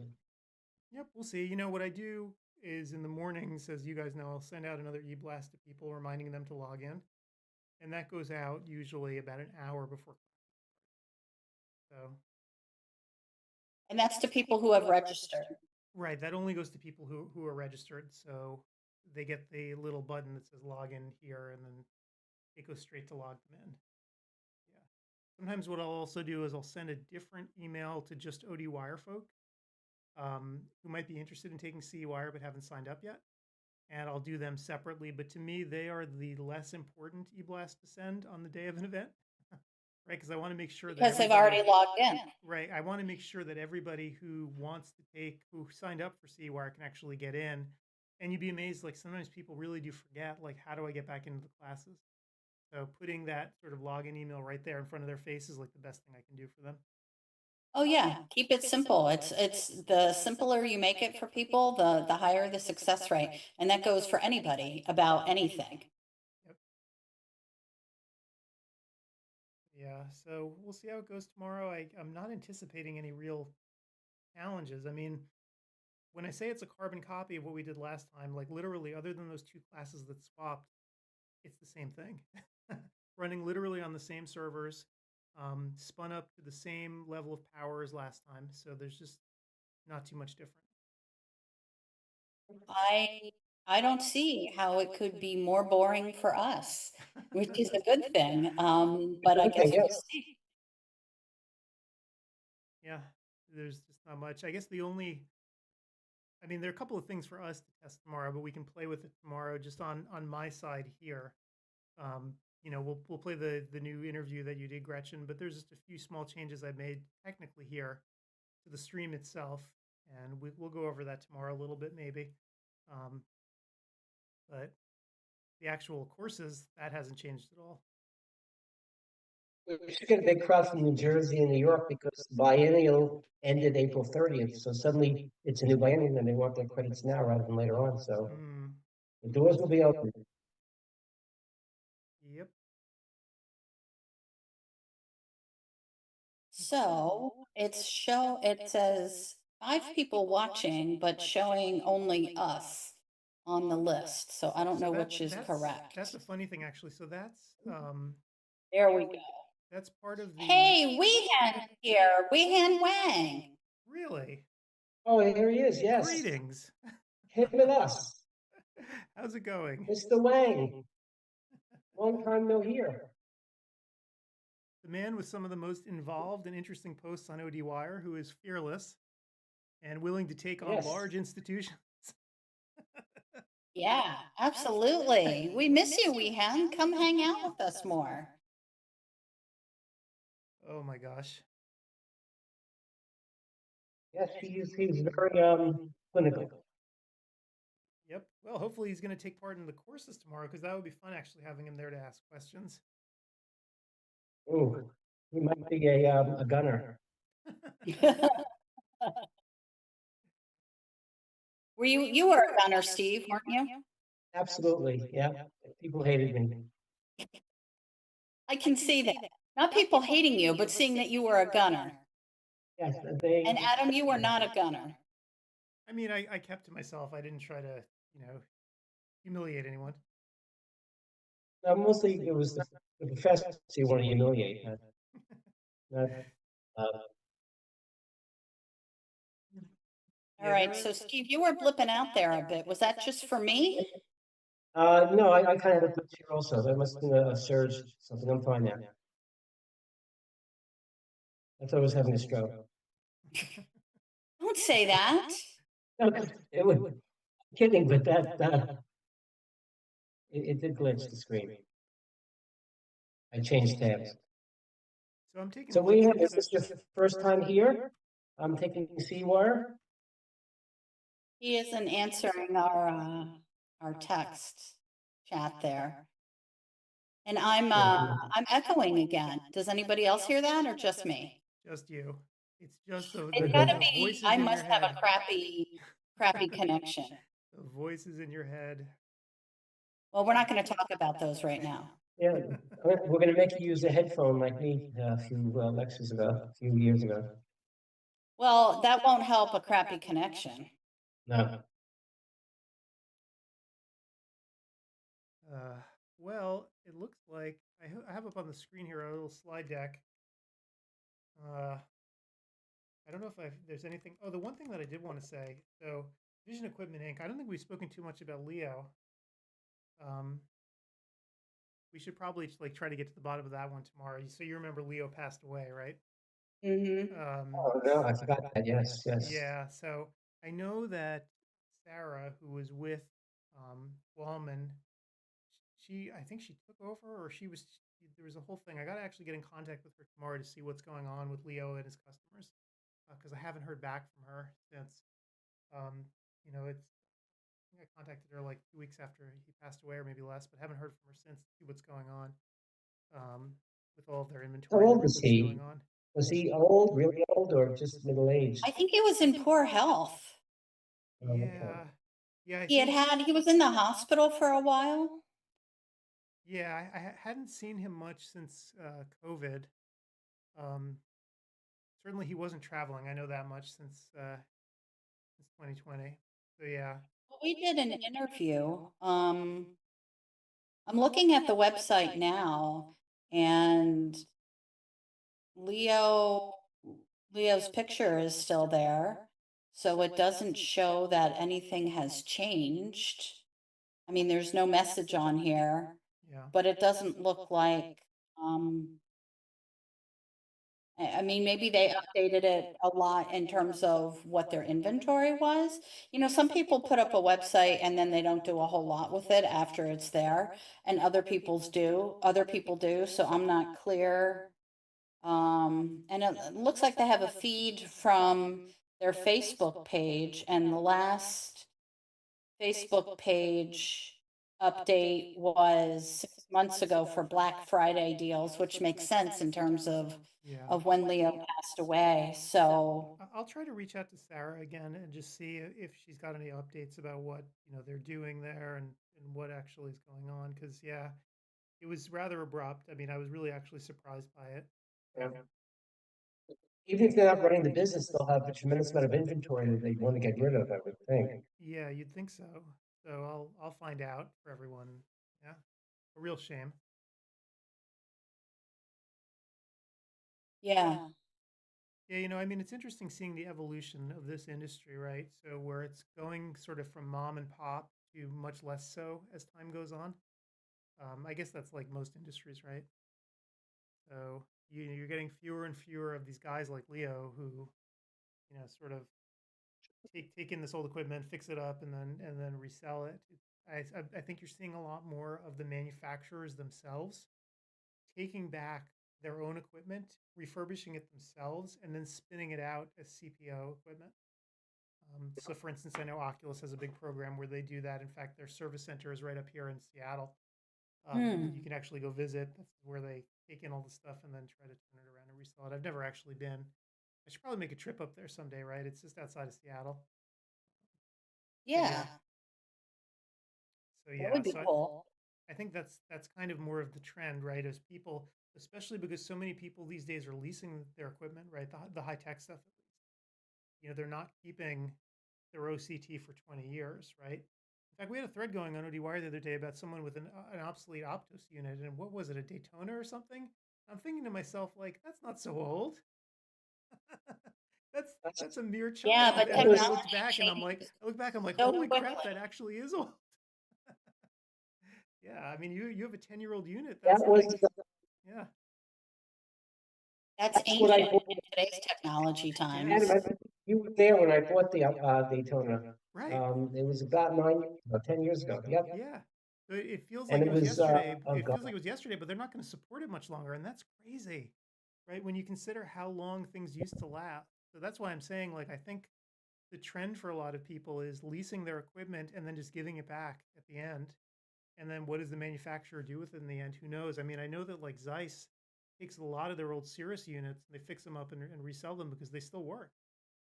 So, yeah. But low Maybe tech they stuff need like parts. Yeah. yep, those peach and green chairs and stands that your father had, Yeah. people are still trying to sell them now. It's called retro. It's you could charge a pretty penny for it, right? But Or it's vintage. That's vintage, what right? my one laptop is called, vintage. Vintage, right? It's what But the yeah, geniuses at the Apple Store called it. right. But I mean, it's funny because the equipment manufacturers, we could probably talk about this tomorrow too if anyone cares or listens, but Microsoft is about to obsolete an absolutely massive, I mean, it's an ecological disaster actually what they're about to do, right? They're about to obsolete Windows 10 in October, right? The support period for Windows 10 is finally going to end. And that's going to be the last update is going to be in October. After that, you're on your own. So that means that any computer that's connected to Windows 10, right? If it's connected to the internet, it's going to be vulnerable. You can't really use it online anymore without being unsafe. So that And we're means going to have all those people log into CEwire next January. and Well, yeah, and have problems. yeah. But it's funny because like, what do you do, right? So if you have a personal computer, you know, I mean, if you're savvy enough, you can install Linux on it, and that won't be obsoleted. Or if you can somehow work around Windows 11's restrictions, you could try to install that. But otherwise, Microsoft is saying your old machine's a paperweight, even if it works. So it gets dicier though when you're talking about industrial equipment, right? Like if you have that Daytona, if it uses Windows 10 for its interface, what are you going to do, right? I mean, you can keep it, you just can't put it on the internet. You have to make sure that somehow it's isolated from everything else. But So people this don't Windows 10 think that computer, or comprehend that. Yeah. Adam, this Windows 95 computer, is that safe that I'm using? So someone did actually a study, or not a study, but they did like a funny thing where they tried to connect like a Windows 95 computer or 98 computer or Windows 2000 to the internet and just waited to see how long it would take for something to come and get it. And the answer was not very long at all, right? If you leave something Oh, like really? that's on, yeah, if you leave a machine that has known vulnerabilities connected to the internet, um, you know, terrible things are going to happen to it relatively rapidly. So that's why it's really kind of scary that Microsoft is finally doing this, that they won't, for consumers, they won't allow you to keep Windows 10 anymore. In the old days, what they would do is they would extend these windows, right? And they would say, we're stopping support. Unintended. Pun intended. Unintended. We're stopping this date, you know, at this date, and that's it. And screw you, it's all gonna, you have to replace it. But what they used to do was, okay, for most people, we're gonna stop it at this date. But if you want to pay us $100, we'll Oh, extend yeah. we'll extend the security window for you. We're not going to give you any like bug fixes or new features, but we'll make sure that if there are known security problems that crop up, we'll fix those. Um, and that's a legitimate thing to do, right? That's a legitimate strategy. Missed revenue stream. Right, but they're not doing that anymore for Windows 10, as far as I know. Like it's really over. So in October, I forgot exactly when. What about a Raspberry Pi? Could you use a Raspberry Pi? October 14th is going to be the very end of support for Windows 10. And yeah, when that happens, it's a disaster. And the bigger problem was they weren't allowing a lot of machines to upgrade to Windows 11. Even machines that could probably handle Windows 11, they weren't allowing it because there's certain security features that they wanted to see on all Windows 11 machines that a lot of older machines didn't have. So they wouldn't even allow you to do the installation, which is ridiculous. There's something called Windows 10 Enterprise Long-Term Service, and I think that's good for a couple more years. Yeah, so they'll But probably, I don't think most people have that.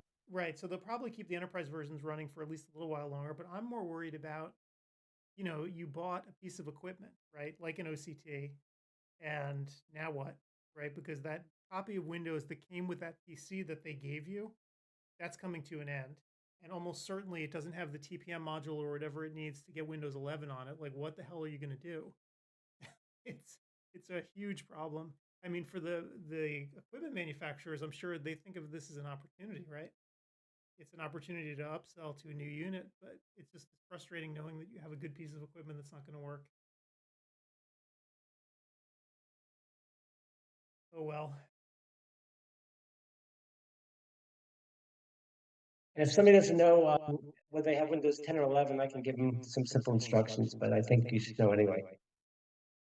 Yeah, I mean, if most Windows 10 actually shipped for a surprisingly long time, which to me was kind of remarkable that it stuck around as long as it did.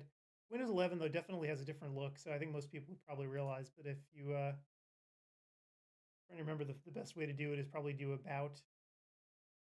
You can Windows key with R, the dialog box comes up, and then you put WinVer and press enter, and you'll get the version you're in. WINVER, remember that. It's the Windows key with R, that gives you the dialog box, the WinVer. And those of us who are Mac fans don't have to worry about it. Well, so Nope. Apple's got even more interesting problems, right? Because their support periods are relatively long, but their hardware is so long lasting and good that a lot of times you end up having to junk computers that still work, which is really frustrating too. Um, Apple, their support period is nice and long though, which is good. Paul's computer that he's using, actually, I'm fairly sure that it's not going to survive the next version of Mac OS. And so the question is, how much longer are they going to support his old piece of junk? Who knows? Ruh-roh. Who knows? You know, you can also install Linux on those things too, but I wouldn't curse him with that. So.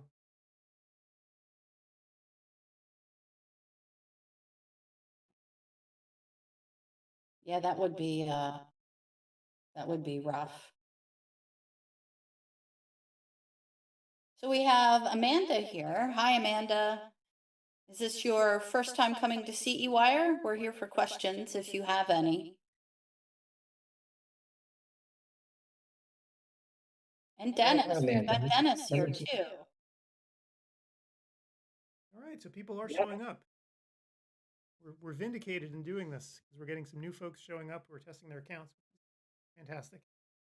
Oh, and it's Amanda's first time. Thank you so much for joining us at CEwire. Right. And because you logged in and you're able to communicate with us here, that means that the first hurdle was achieved and things should run very smoothly for you tomorrow. Yep. So Amanda, the biggest thing you can do to help yourself for tomorrow, so you've logged in, so that's great, is download the schedule. So if you go to CEwire2025.com, I'll plop it up on the screen here again so you can see. Go to where it says View Schedule. That's probably the fastest way to get to it. And download a copy of the schedule and have it with you. If you're an old fart like me, you can just print it out, which, you know, is usually the easiest way if you just want to have it at hand, or if you have a second computer or iPad sitting there, you can also leave it popped up. And then you just pick what classroom you want to go to throughout the day, right? There's going to be an interface on the screen where you choose your room, and you just pick. So, you know, room 1, room 2, room 3, room 4. You know, you pick whichever one you want to go to as the day rolls on. And you can bounce back and forth from room to room quite easily just by hitting the back button and then choosing another room, right? So you can go here for one, and then maybe room 2 for the next, and, you know, room 4, and if you want to stay in room 4, so whatever. So you can bounce around. That's the important thing. There's no reason to actually stay in one track. That said, if you're looking for something like glaucoma or narcotics credit, you'll notice that what we tried to do is put those courses sort of in the same room with each other as best we could. So you, in theory, for your narcotics credit, you could sit for most of the day in one room and actually get those credits as well. So Yes. Amanda, does to have answer to your question, stay.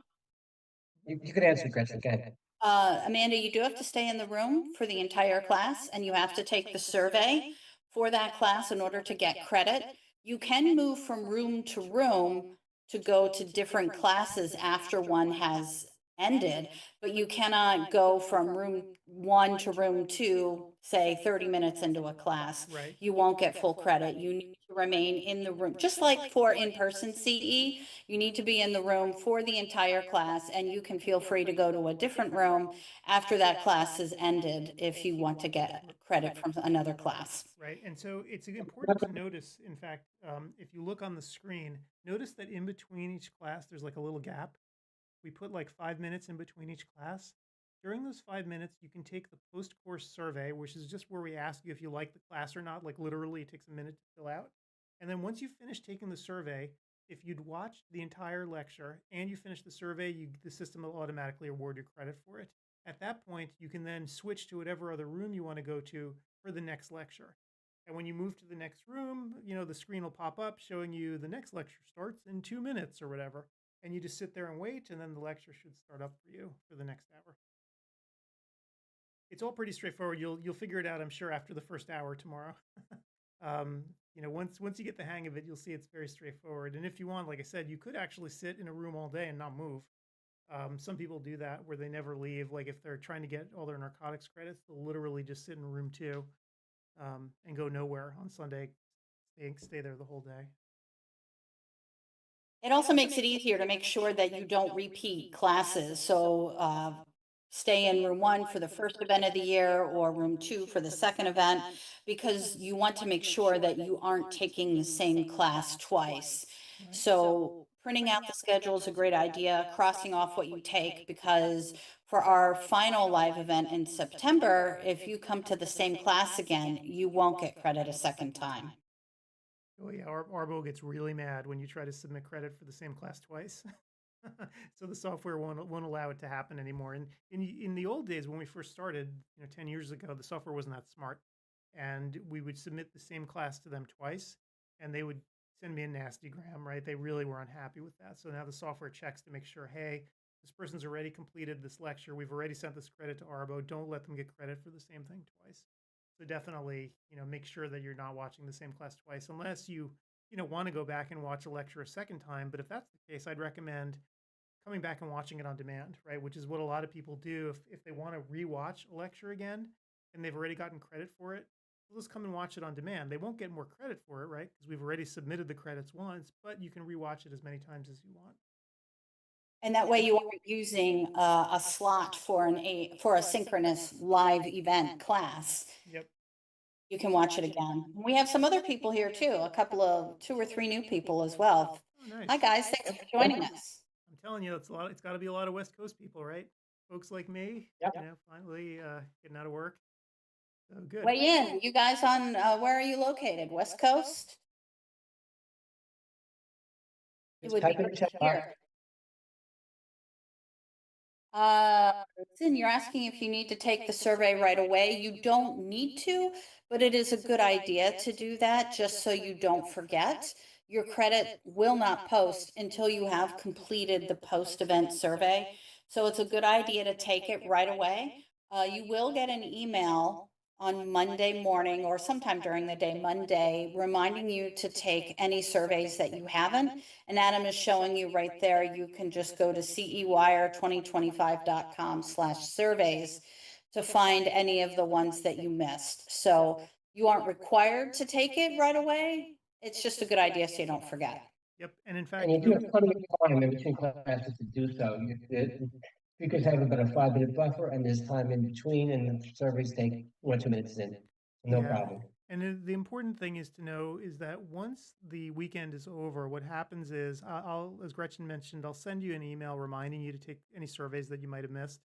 What I'll also do is I wait to send everybody's credits into Arbo. I wait for a few days, right? Because I want to make sure that people can actually get their credits. So I'll send you that email reminding you to take the surveys, and then I'll usually wait till about Wednesday, give or take. Wednesday or Thursday, and then I'll send the whole batch of credits over to Arbo because I want to give people enough time if they've missed the surveys to get those surveys in, because it would really stink if they didn't get a credit just because they missed the survey. So we do our best to give you as much time as possible and send you reminders too. We also have James here. Thanks for joining us. We're here to answer any questions that somebody might have. Are you guys here for the first time?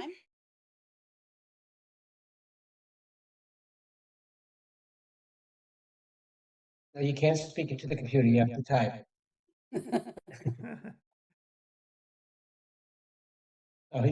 James weren't getting his audio working, so he can't hear us.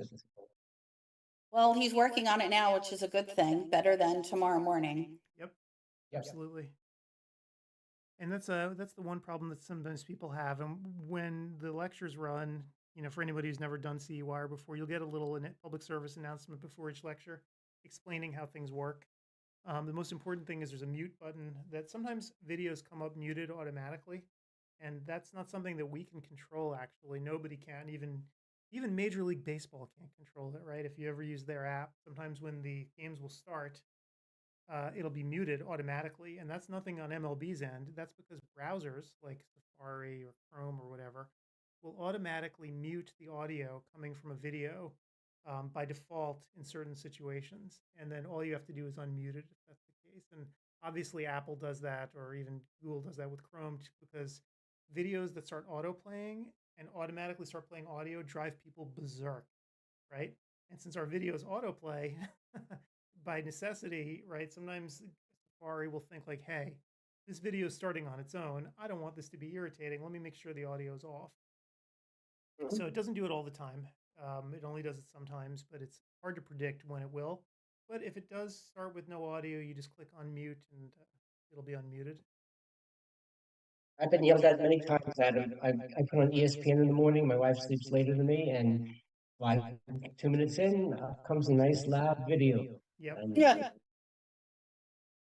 Yeah, I mean, it's a cat and mouse game. That's the really funny part about it, right? Like, for us, we know that our auto-playing videos aren't nefarious, right? They're not advertisements, right? This is people want to watch them. That's why they're here. They want to see the classes. So for us, it would be great if we could always get the audio to work every single time when the video starts. It's just the browser makers, I don't know what the algorithm is where they try to determine what should and shouldn't be muted because it changes all the time. That's part of the problem. Again, it's why MLB also has that same kind of problem. I'm sure the NFL app has the same issue as well. So not much we can do.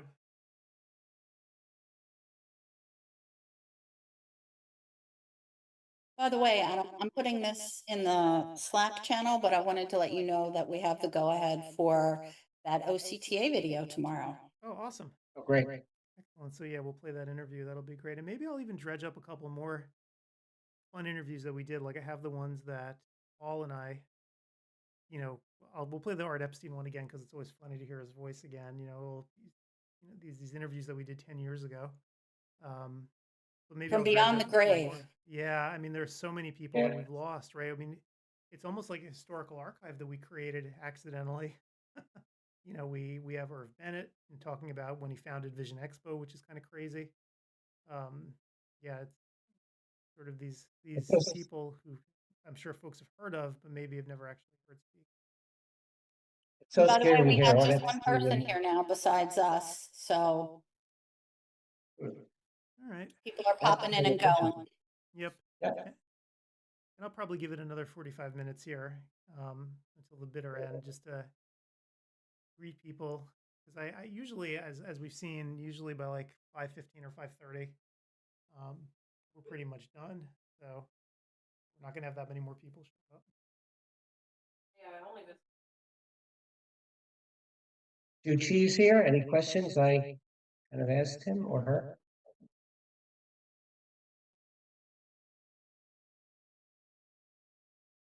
And Rich Hackman from Chicken never showed up. Now, when you hear art, you can't believe that he's gone because he's first was contemporary, and you can't believe such a vital personality is not here. But And it looks like now it's just us chickens. Oh, okay. Well, what are you going to do? I guess there's no questions. Nope. So when I go in, Gretchen, I see you and Adam, but not myself. So, and unless I put a chat in, do you not get yourself also? I don't get myself. Okay. When I load in the chat, I get myself in. And we're green. That's good, Adam. Am I'm not green. You're green. Oh, I am? Oh, okay, good. You're just a CEwire speaker, and you have a ticket also. Is that a good thing being green? I guess it must be. According to Well, Kermit, it means we're special. We went to school in Smallbach.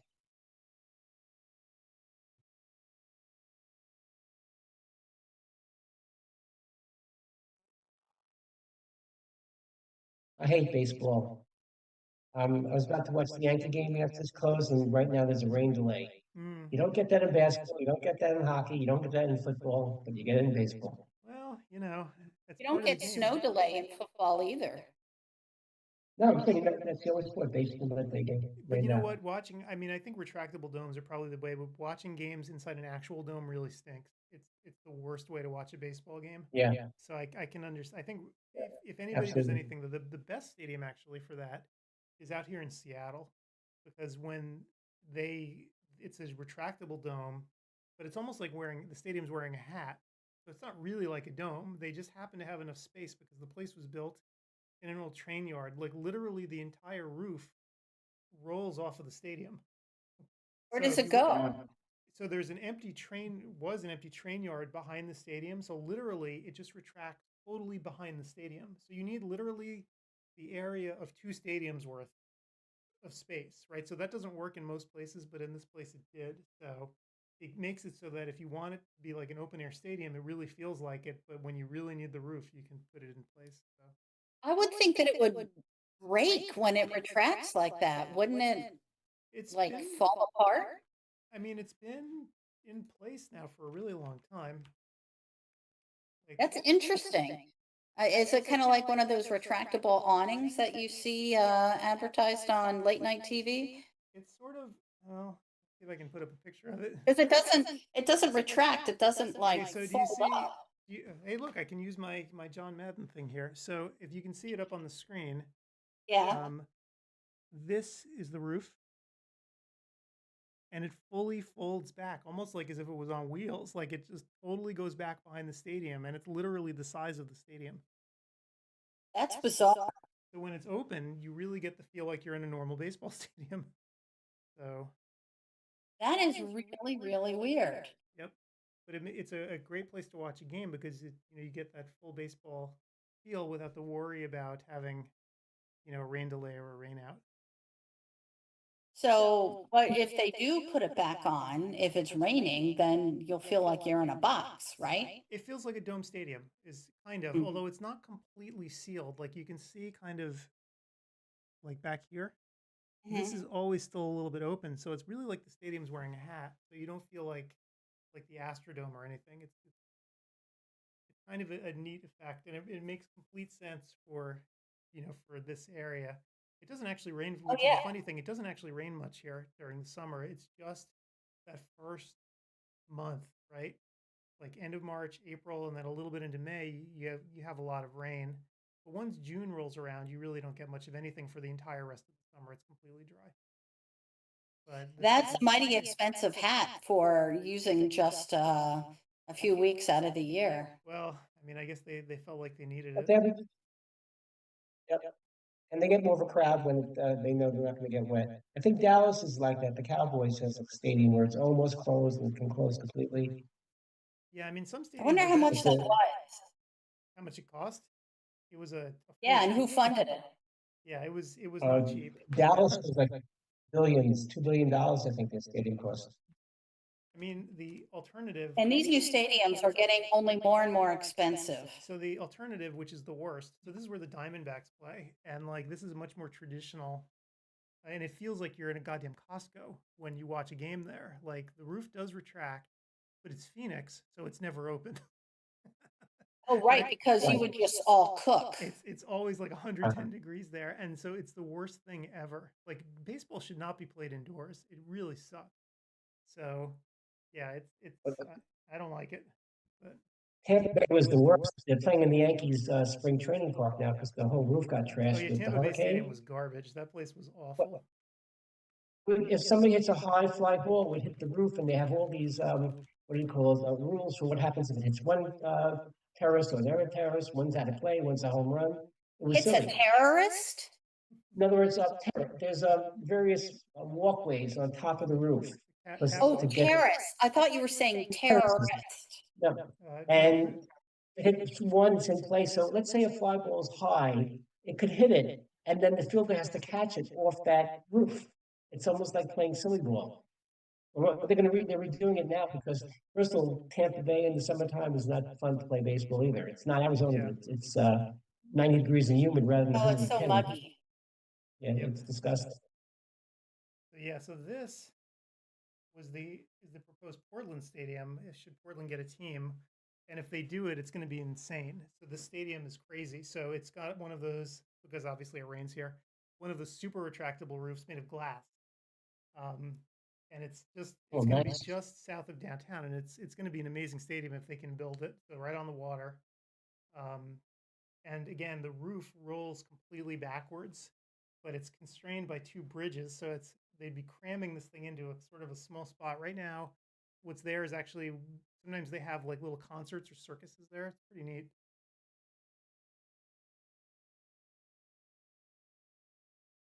We shall see.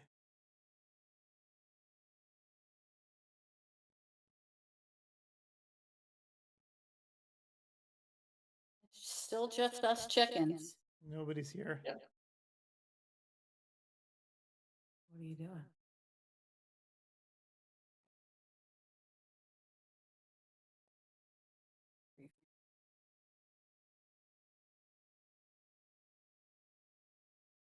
And then there's Citizens Bank Park. A very small park. Nice though. Really nice.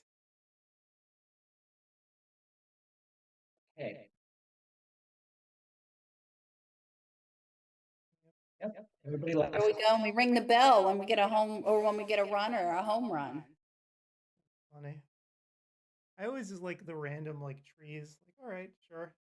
We'll just, pick some trees out there. Why not? For the batter's eye, it'll be trees. Good. And you get a little bit of the oh yeah, it's like a greenery wall, and then you see the Philly skyline behind it. Yeah, it is a nice park, except that area sucks to try and get out of there after an Oh. event. So there's also the Link is nearby. It's where the old Vet and Spectrum venues were, and it is just a freaking nightmare to get out of the parking lot and then to get on 95 to go home. So, yeah. I'm sure. Same It's thing gotta be in awful. MetLife for the Jets and Giants and Yankee Stadium's the same thing. It's impossible. So if this It Portland takes- ballpark gets built, and I'm praying to God that it happens, but it won't, it's going to be 5.5 miles from my house. And oh, by the way, there's a trolley line that was built in 1880 that runs from my town straight down to where that stadium will be. And it's like, oh my God. That is going to be a nightmare. This is going to be great. 5 miles from here and a trolley that we could take, like an old tiny. Oh, a trolley will be okay, but the traffic. Take the trolley. It's 5. I mean, it's 5 miles. My God, you can almost bike there flat. So it's like, this would be ideal. So is this the Hops? No. Portland's vying for a major league team. Oh, I'm sorry, I misunderstood. No, they're looking to actually No, get a legit major league team, but we'll see if it happens. Is that a team that's going to move at him or a whole new team? No, this would be an expansion team. We don't want the A's, so we want our own team. Probably, yeah. But the stadium is just going to be ridiculous if they can build it. But like, it's just south of the city, so like Lake Oswego is, if you go down that way, it's just 5 Do miles you down the have road. enough people there to, I mean, Portland's the how largest many metro people area are in that the does. Portland area? It's the largest metro area without a major league team, by far. I mean, it's larger than a lot of the old Midwestern ones that have teams just because they were around in 1890 or whatever. So of all the remaining metro areas, Right. ours is the largest with that one. I think the real reason that they'd want to do it though is because they need more teams on the West Coast, because what's happening right now is that travel is absolutely killing a lot of these teams, right? Like if you play for Seattle, you are spending an inordinate amount of time traveling in the air, right? So if they could get a couple more teams in like Salt Lake or in Portland or whatever, it would definitely cut down on some of the travel related problems that those teams are having. Meaning just fatigue from travel or wear and tear on their bodies? Yeah, because they are in the air for so long. It takes forever to get anywhere from, as you know, as I've complained about endlessly, it takes forever to get anywhere from here. It's just so far away from everything. Right now they have the down schedule, Adam, which they'd have to change because so many West Coast teams have to go to the East Coast for all these games. Yeah, It's really not it's fair. horrible. It's horrible, and they have to do things. They have to make compromises too now, where they have to play as early as they can during the day, so they can get the heck out, right? If they have to travel, so that's also hurting some of the teams because night games tend to sell better than day games, and so it's really difficult for a lot of the West Coast teams because they have to move up the schedule. And yeah. Anyway, I hope they build the stadium though, because it looks really cool. And there's this plot of land where it's going to be on is just it's been rotting there for the last 40 years. So when do you know if that's going to happen? They haven't. Well, so the first problem that they have right now is with the A's, right? They have to get the A's and Tampa Bay are two huge problems for Major League Baseball, right? So those are two teams that don't have a place to play. And so the A's are playing in a AAA stadium in Sacramento. And it's kind of a mess, and they're building a new stadium for them in Las Vegas, but it hasn't even started yet. Like, that's the scary part. Like, they haven't really even started building it yet, which means it's going to take, I don't know, 3 years at least. Oh my God, so you just aren't really competing for that time. Well, And they're Tampa going to Bay's do their playing the best, Yankee but Spring Training Club, which holds 5,000 people. well, no, the And real nobody I'm can sorry, go this Steve, year. I couldn't understand you. Tampa Bay is playing in the Yankee spring training facility because their park was trashed by the hurricanes, yeah, and they're rebuilding it now. And how many people can go in a daytime game in Port St. Lucie when yeah, it's it's miserable. 95 degrees and humid? It's going to be miserable, but it's worse for the A's actually because Sacramento, it gets up to unbelievably high temperatures in the summer. Like you're talking like 110 degrees. It's horrible. And so that stadium is going to be the worst to go visit. And the A's are going to be stuck there indefinitely because who knows if that stadium in Las Vegas ever actually gets finished. We have no idea. And so that means that that Portland is on hold until they get sorted? Yeah, they're going to have to figure out, the whole thing that's going on with these two existing teams, and this is what they're planning to do in quotes in Las Vegas, but they haven't actually started building anything. So Gretchen, the Tropicana where we got our little award from the contact lens, that's where this is going to be. They blew up the Tropicana last year to make space for this, and they just have plans now, but there's no like firm plans. Like they haven't actually started building this thing, so this is going to So take. you may be dead until Portland gets their team. Yeah, probably. So who knows what's going to happen?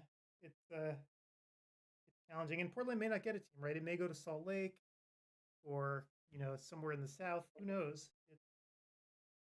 It's definitely going to be an interesting thing.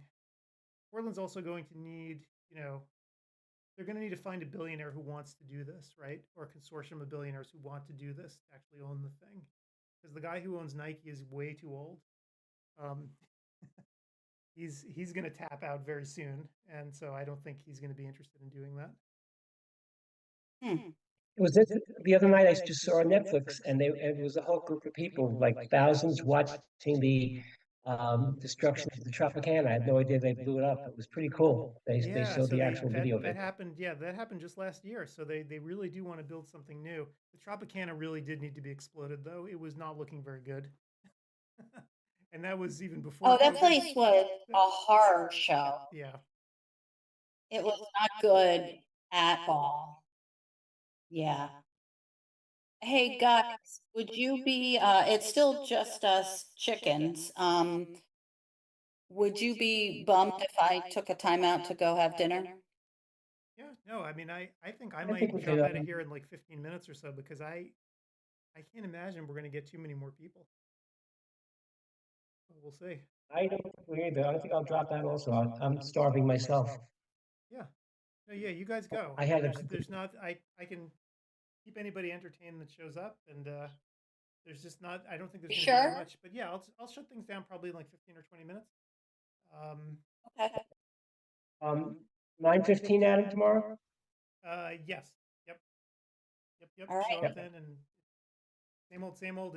Everything should work just fine, and yeah, cool. I will see you manana. All right, see you guys later. Chicken farm.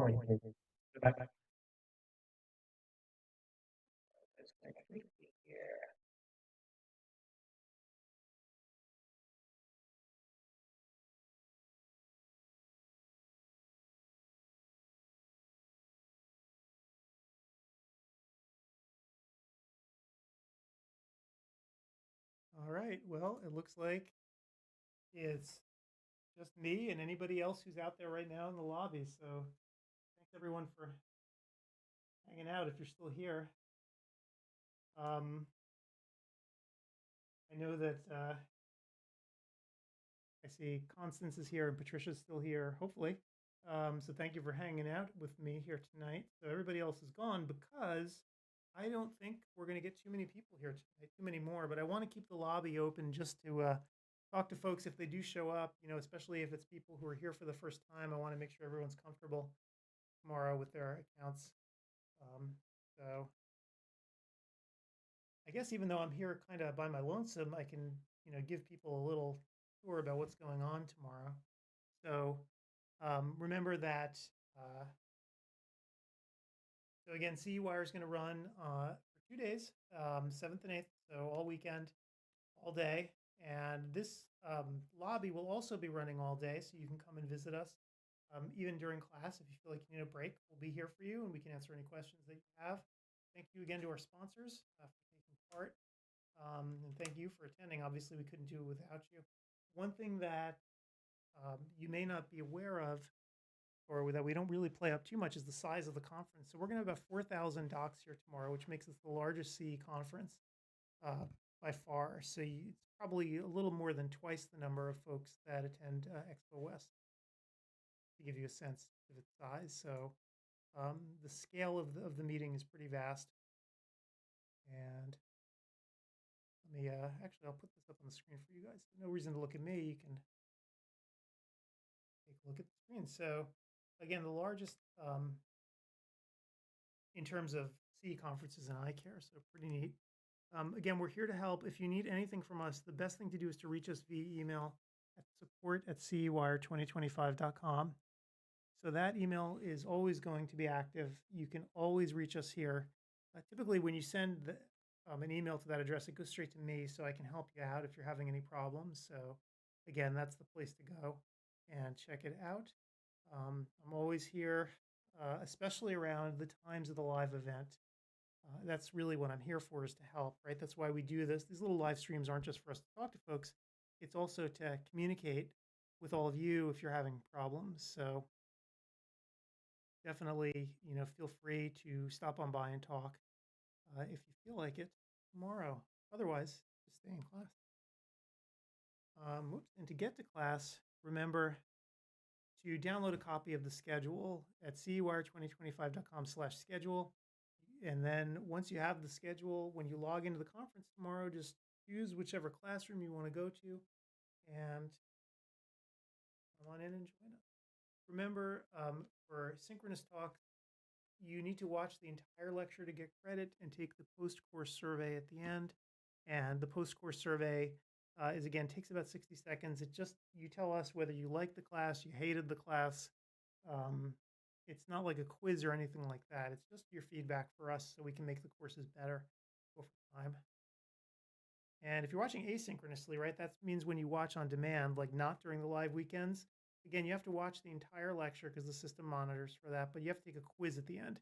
And it's a 10-question quiz. This is not something we wanted to do, but it's an ARBO requirement for asynchronous talks. That's why those have a quiz requirement, whereas the live ones don't. We follow ARBO's rules very closely. Remember, too, that if you're coming for DEA credits, so on Sunday, you'll see a bunch of the courses are about narcotics, and you can get DEA credits for those. The DEA doesn't care when you watch. So many MDs take courses that are asynchronous. So you can do that, too. Just remember that the asynchronous courses here require a quiz at the end. And again, the quiz is not hard, but they do require a quiz. One of the other big questions that people always ask is, how long does it take to get credits? And you can expect credits to post 10 to 14 days after the conference is over on Sunday. And why it takes so long is that, first of all, we wait to send the credits into ARBO typically till about Wednesday or Thursday after the conference is done, so people have time, if they missed any surveys, to fill them out, because we want people to get their credits, right? We don't want them going away empty-handed and not getting credits for stuff that they actually took. So definitely get those surveys done. Once we send the credits over to ARBO, it does take them about a week, give or take, to post our credits, especially because we're going to be giving them so many, typically several thousand or tens of thousands or hundreds of thousands, right? It's a lot of credits. So it takes them about a week to post. So you can expect your credits to post usually about 10 to 14 days after you take it. Remember that the synchronous date's not only this weekend, but we're also doing it again in September. So if there are courses that you didn't see this time around, just know that you can come back on September 6th, 7th and see them again then. And again, thanks to our sponsors. Please make sure to check all of them out. We really appreciate them helping us put the show on again this year. All right. And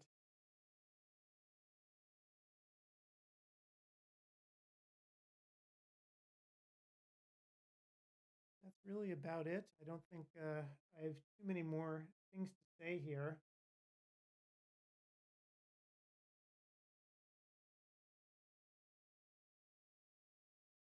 And I just hope that everybody has a good time at the show tomorrow.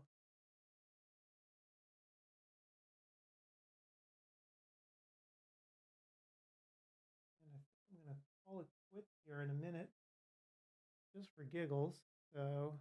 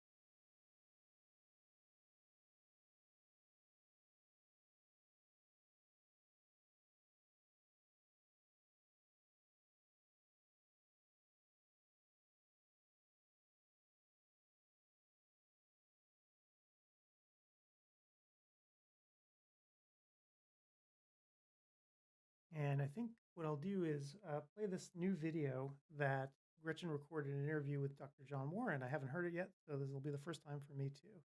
Why don't we give this one a shot? Here we go.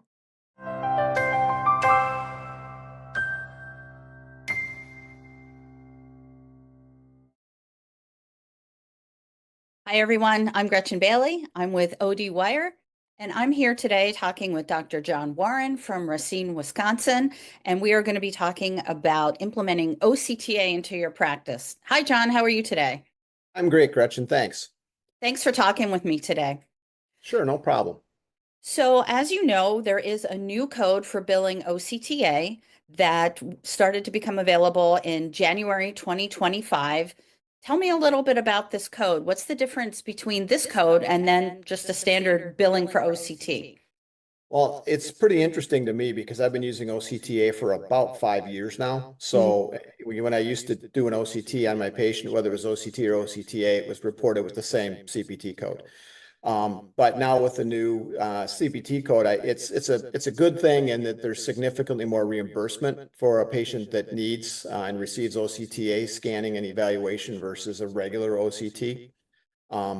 But it also does require me to, make sure that my documentation actually reflects that an OCTA was done, not just the procedure code, but that I actually make reference to the OCTA data that's in the patient record. But it's actually allowed me now to recoup a much more realistic reimbursement for OCTA versus what we were receiving before. When I was looking at, go ahead. Oh, you said significant reimbursement difference. Can you give me an example of that? Sure. With the new OCTA code, we're looking at around in Wisconsin with Medicare around $53 per scan, which is a bilateral code for both eyes. And we're in the mid-20s for a standard OCT, whether it's of the nerve or the retina. Those two have the same reimbursement or close enough to call it the same.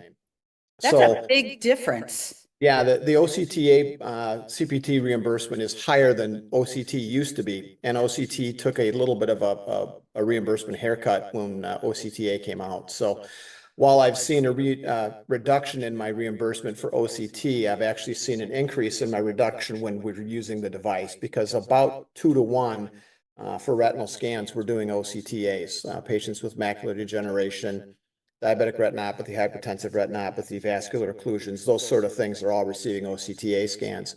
The epiretinal membrane patients and some of the other a little more esoteric things are receiving the standard OCT. And as I was kind of mentally looking at this, I figured about 80% of my patients where retinal would probably be, I'd be using OCTA. And I'm very conservative on which patients I use OCTA and that I use OCT on. And it's running about 68 to 70% of the patients. So it's pretty close with my seat of the pants estimate for where I was going to be. This has meant that even though OCT has gone down in reimbursement, my Solix OCTA is actually generating more revenue for me than it was previously. So That's an important point. yeah, it's been a net positive. They're not inexpensive devices. They're very easy to run, and it doesn't take long for staff to do OCTA or OCT. So it is a slightly longer scan, but not dramatically longer. But the interpretation report does take a little more mental gymnastics, we could say, to understand what's going on. It's not difficult. It's actually very easy. It's easy to interpret these scans once you've done a few. But it's nice to actually have that difference in interpretation report and basically the clinical use of the data reimbursed more appropriately. Right. We can always argue what's appropriate and not on a financial standpoint, but at least it's recognized as being a higher level of complexity.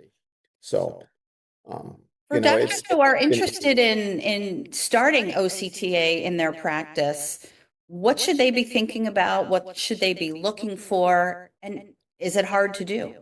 As far as running gathering the data, I don't ever run the OCTA myself. I mean, like 1% of the scans we do are done by me, and most of those are anterior segment scleral patients. But, my staff does all the scanning, and it's very easy. The acquisition, instead of being about 10 seconds per eye, is probably 20 seconds. So it's not considerably longer. Mm-hmm. And the device does a very good job of controlling for eye movements and any loss of fixation, or tracks the eye very well, so you get accurate information. So as far as running the scans, it really isn't difficult. We do 95% of our through an undilated pupil. So most of the patients we don't even need to dilate for OCT or OCTA. So it fits very well into our patient flow. So we do almost all of our OCT and OCTA scans the same day that they're in for an exam. It's just part of our flow. We run a report before the day, and one of my staff members and I go over it, and the report indicates the patient, the patient's name, obviously, and their diagnoses. And there's certain things we know we're going to do an OCT or OCTA scan for, such as macular degeneration, glaucoma, diabetic retinopathy, whatever it may be. So we already identify those returning patients to know which ones are going to need a scan, and it's done as part of their workup. For new patients where we don't know that we're going to be doing a scan before we start the exam, we bring them back into the room with the OCTA and run the scan, and then I report the information to the patient, and we go forward from there. So you're saying that you identify returning patients at the beginning of the day so that your staff knows when Mrs. Smith or Mr. Jones comes in that patient requires OCTA. Yep. Yeah. So if it's, if they have a diagnosis of macular degeneration, we know we're going to be running a scan on them. And I'll usually look back at what was done previously, what's in my record before, and then we'll either match that scan or change it based on what we found before. Before, we were running 100% of the OCTA scans just because it's fast, it's easy, it was consistent. But now I'm actually breaking them up in patients that have, say, an epiretinal membrane, where OCTA would not be an appropriate clinical use of the device. Then we run a non-OCTA scan, but a standard scan. So it takes us probably a day of 25 patients. It probably takes us 4 or 5 minutes to go through that. And in my practice, of those 25 patients, probably 15 of them are going to be getting an OCT run on them for whatever the reason might be. So it doesn't take long, but it improves our clinical throughput and flow for patients to know ahead of time. And then new patients, many times I'll be evaluating the fundus digitally while they're actually having some of their pre-workup done. And I may just tell the staff, go ahead and do an angioretina on that patient, or do whatever I think from what I'm seeing on the ultra wide field imaging. So sometimes it's done even before the new patient gets into the exam room. So it doesn't really slow us down whatsoever. So we don't have to bring patients back for scans. We do them same day. So. Well, I'm sure patients appreciate that as well, because anytime you have a patient come back, there's a chance that he or she won't. Well, they do. Number one, it's not if they're still working, it's not another time off of work. Right. If it's an elderly patient where their daughter's bringing their mother in for an exam, it's not trying to get another ride set up. And for patients that are concerned because it's the first time they've been told they have macular degeneration, they don't have to wait 3 to 5 days to get the scan done and then be necessarily or unnecessarily concerned for the next 5 days, not knowing what's going on. Because when patients hear those two words, macular or immaculate, as many of them say, degeneration, the first thing they think of is the little lady in church that can't read the Bible anymore. And, that really strikes fear into the patient's hearts, which I don't like to do. So I like to be able to tell them, you have macular degeneration, it's dry, or it looks like it's wet, whatever it might be, and actually close that clinical loop for them that day and either refer them for retina and give them an expectation of what to expect, or say, things look great, I'm going to follow you in 6 months. You don't need to go anywhere else. We don't have to treat you at this point. I just need to follow you a little closer. So it really gives the patient some closure, and it makes it very easy for them to get all their care at one stop without having to A, come back to see me, or B, go to retina when I think, geez, there might be a little bit of fluid underneath there with a standard OCT. Now I can see if there's neovascularization. And if there's not, I'm going to keep them in the office. Same thing for the diabetics. If there's not or there's not significant cystic change or significant perfusion dropout, I'm going to keep that patient in the office. It saves them having to meet another doctor, find somewhere else to go, all the other things that go with that. So it just makes it much easier for the patient. It's good for my practice too. The care is provided by me, billed for by me, and received for the patient, received from someone they know, and hopefully I like to think trust. So Getting back to something you mentioned early on, you said that OCTA requires a little bit more documentation than OCT. Can you talk a little bit about that and what other clinicians should be prepared for to make sure that they have what they need ready to go? Sure. If I do an OCTA scan on a patient that I'm going to bill as OCTA, not standard OCT, because you can do an OCTA scan and bill it as standard OCT if you choose to. You can go one direction, but not the other. To make sure that I make reference to how I'm using that angiography information, low perfusion dropout, more perfusion dropout, no subretinal neovascularization, whatever may be clinically germane for that patient. There needs to be a reason you're running that test. If it's just a patient who's diabetic, you're not going to get reimbursed with a diabetic diagnosis. But if they have diabetic retinopathy, obviously it's an indicated test to see what's going on as far as perfusion dropout, macular edema, cystic changes, all the things that go along with diabetic retinopathy. So it's I just always say if you're going to bill for angiography, you need to make reference to what the angiography told you and what you're going to do about it. So it's really the same documentation you're doing for standard OCT, but make sure you make reference to the angiography component that you're looking at, because you're actually looking at both. You're looking at structure, is there swelling, is there thickening, is there thinning, but then also what's the vascular status in that area, or is there new blood flow, loss of blood flow, whatever might be going on. Got it. What pieces of advice do you have to ODs who are thinking about implementing OCTA into their practices? What top 3 pieces of advice would you offer them? Well, we're both getting kind of long in the tooth in this industry. I'll say I am, at least. And I remember when topography came in and how that revolutionized the anterior segment and refractive care I provided for my patients. And after about 6 weeks, I felt like I couldn't practice without topography. And when I added OCT back in the early 2000s, within about 6 weeks, I felt the same way. I would never want to practice without OCT.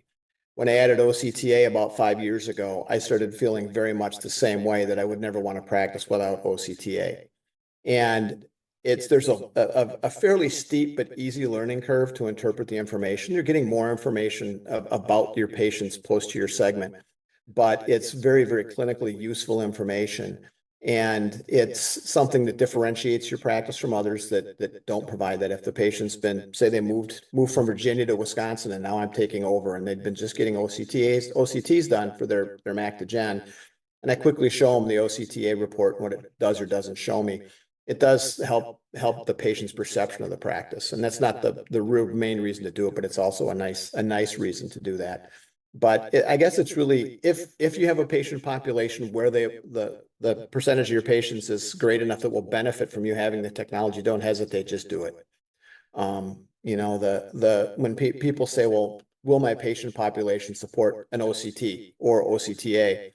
I think it's important to take a look at your your diagnostic mix amongst your patients. Sure. If you could take a look at 3 to 6 months worth of patients and see what percentage of my patients, if I had an OCT, what percentage of them that I billed 92134 as one of their procedure codes were the diagnoses macular degenerative diabetic retinopathy. Those are the biggest ones, or maybe hypertensive retinopathy.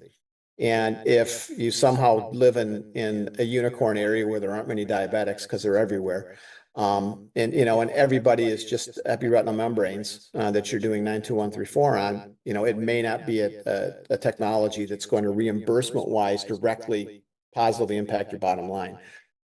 It's going to make you a better clinician. There's no doubt about it. It's going to give you more clinical data. And if someone just says, I don't know if they don't have an OCT, I would not buy a non-angiographic capable OCT. We're going to just see the applications of this grow and grow as we learn more and more. Keep in mind, it's really been about 7 years maybe that there's been anything close to standardization. I shouldn't say standardization, but more widespread use of angiography, OCT angiography. Mm-hmm. And we're really just scratching the surface, especially in the glaucomas and some of the neurological things as far as what OCT angiography is telling us. So I think we're going to see more and more clinical applications for the technology as time goes by. I think glaucoma care is going to, in 2000 and roughly 10, I had a pretty hammer and tongs discussion, we'll call it, with someone who was in academia about macular thickness and glaucoma. He didn't think it mattered, and I thought it did. And I think we're at that same point in glaucoma where we were looking at GCC thickness and retinal thickness, and it was poo-pooed by a lot of people. And I think we're going to see perfusion in a big subset of our glaucoma patients, where to actually make a timely diagnosis in patients, it's going to precurse the structural loss, or not precede. And I think for some patients that have advanced glaucoma, the structural analysis kind of drops away as clinically useful, but perfusion analysis is more useful. So it's going to allow those of us that have a pretty comprehensive approach to pathology management to really provide the care we need. So it's something that's only going to get to be more and more recognized and utilized, I think, in our profession. Well, John, you've had some really great tips and suggestions for doctors who are interested in moving forward with OCTA. Thank you so much for your time today. Sure, no problem. Glad to join you.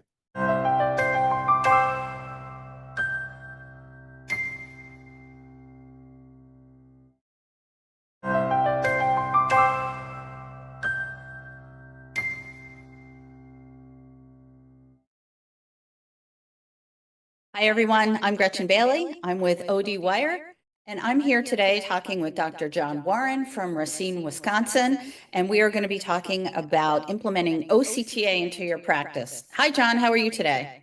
I'm great, Gretchen. Thanks. Thanks for talking with me today. Sure, no problem.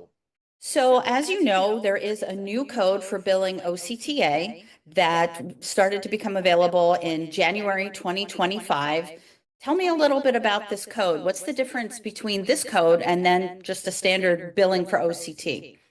Well, it's pretty interesting to me because I've been using OCTA for about 5 years now. So when I used to do an OCT on my patient, whether it was OCT or OCTA, it was reported with the same CPT code. But now with the new CPT code, it's a good thing in that there's significantly more reimbursement for a patient that needs and receives OCTA scanning and evaluation versus a regular OCT. But it also does require me to make sure that my documentation actually reflects that an OCTA was done, not just the procedure code, but that I actually make reference to the OCTA data that's in the patient record. But it's actually allowed me now to recoup a much more realistic reimbursement for OCTA versus what we were receiving before. When I was looking at, go ahead. Oh, you said significant reimbursement difference. Can you give me an example of that?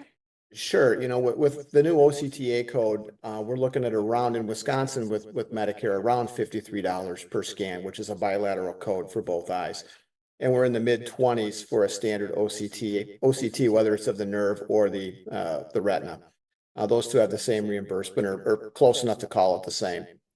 That's a big difference. Yeah, the OCTA CPT reimbursement is higher than OCT used to be, and OCT took a little bit of a reimbursement haircut when OCTA came out. So while I've seen a reduction in my reimbursement for OCT, I've actually seen an increase in my reduction when we're using the device, because about 2 to 1 for retinal scans, we're doing OCTAs, patients with macular degeneration, diabetic retinopathy, hypertensive retinopathy, vascular occlusions, those sort of things are all receiving OCTA scans.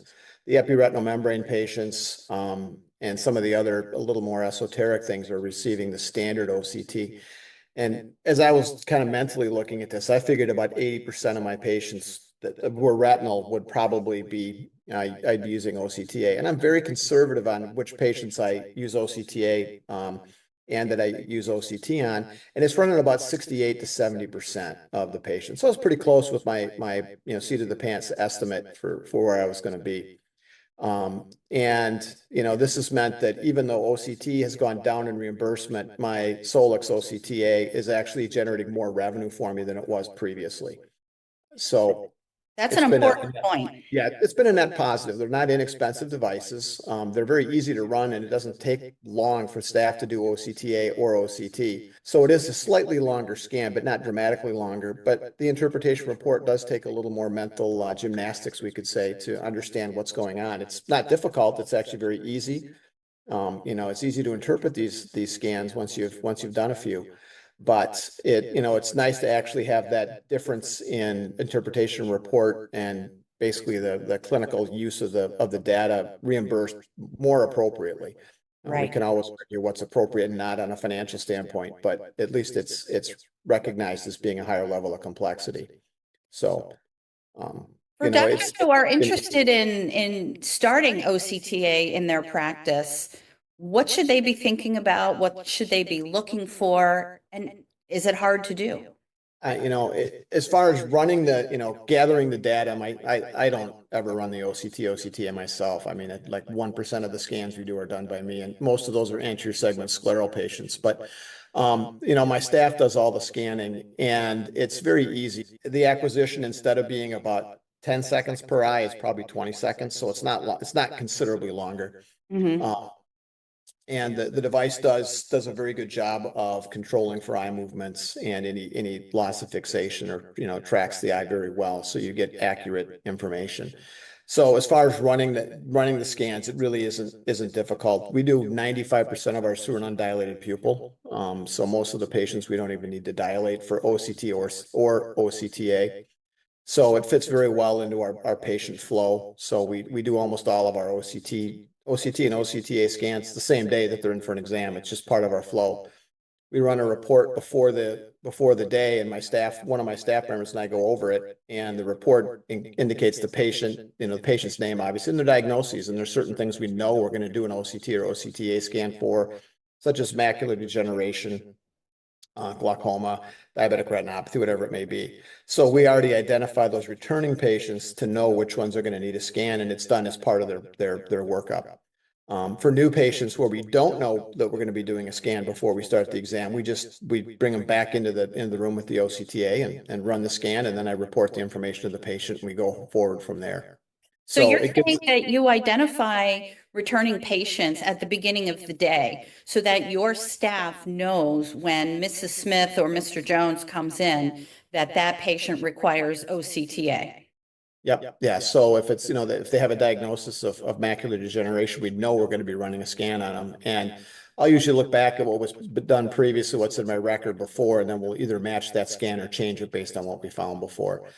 Before, we were running 100% of the OCTA scans just because it's fast, it's easy, it was consistent. But now I'm actually breaking them up in patients that have, say, an epiretinal membrane, where OCTA would not be an appropriate clinical use of the device. Then we run a non-OCTA scan, but a standard scan. So it takes us probably a day of 25 patients. It probably takes us 4 or 5 minutes to go through that. And in my practice, of those 25 patients, probably 15 of them are going to be getting an OCT run on them for whatever the reason might be. So it doesn't take long, but it improves our clinical throughput and flow for patients to know ahead of time. And then new patients, many times I'll be evaluating the fundus digitally while they're actually having some of their pre-workup done. And I may just tell the staff, go ahead and do an angioretina on that patient, or do a, whatever I think from what I'm seeing on the ultra wide field imaging. So sometimes it's done even before the new patient gets into the exam room. So it doesn't really slow us down whatsoever. So we don't have to bring patients back for scans. We do them same day. So. Well, I'm sure patients appreciate that as well, because anytime you have a patient come back, there's a chance that he or she won't. Well, they do. Number one, it's not if they're still working, it's not another time off of work. Right. If it's an elderly patient where their daughter's bringing their mother in for an exam, it's not trying to get another ride set up. And for patients that are concerned because it's the first time they've been told they have macular degeneration, they don't have to wait 3 to 5 days to get the scan done and then be necessarily or unnecessarily concerned for the next 5 days, not knowing what's going on. Because when patients hear those two words, macular or immaculate, as many of them say, degeneration, the first thing they think of is the little lady in church that can't read the Bible anymore. And, that really strikes fear into the patient's hearts, which I don't like to do. So I like to be able to tell them, you have macular degeneration, it's dry, or it looks like it's wet, whatever it might be, and actually close that clinical loop for them that day and either refer them for retina and give them an expectation of what to expect, or say, things look great, I'm going to follow you in 6 months. You don't need to go anywhere else. We don't have to treat you at this point. I just need to follow you a little closer.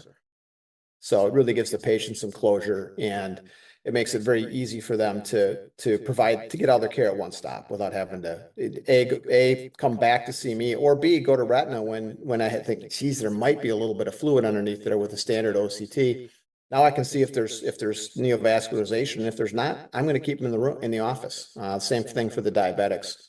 If there's not or there's not significant cystic change or significant perfusion dropout, I'm going to keep that patient in the office. It saves them having to meet another doctor, find somewhere else to go, all the other things that go with that. So it just makes it much easier for the patient. It's good for my practice too. The care is provided by me, billed for by me, and received for the patient, received from someone they know, and hopefully I like to think trust.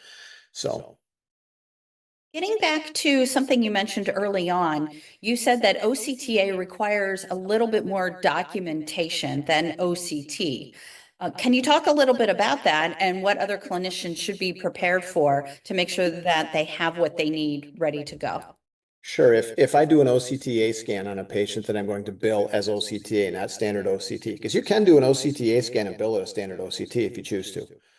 You can go one direction, but not the other.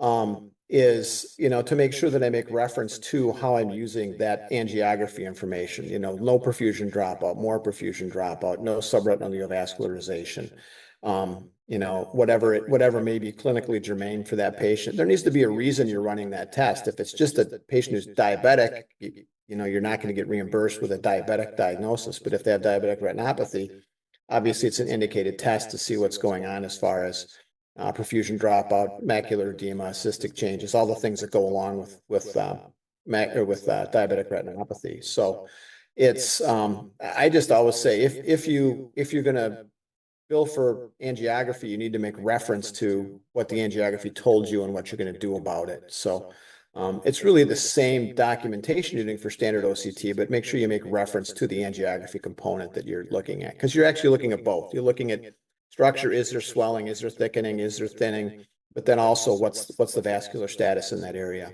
or is there new blood flow, loss of blood flow, whatever might be going on. Got it. What pieces of advice do you have to ODs who are thinking about implementing OCTA into their practices? What top 3 pieces of advice would you offer them?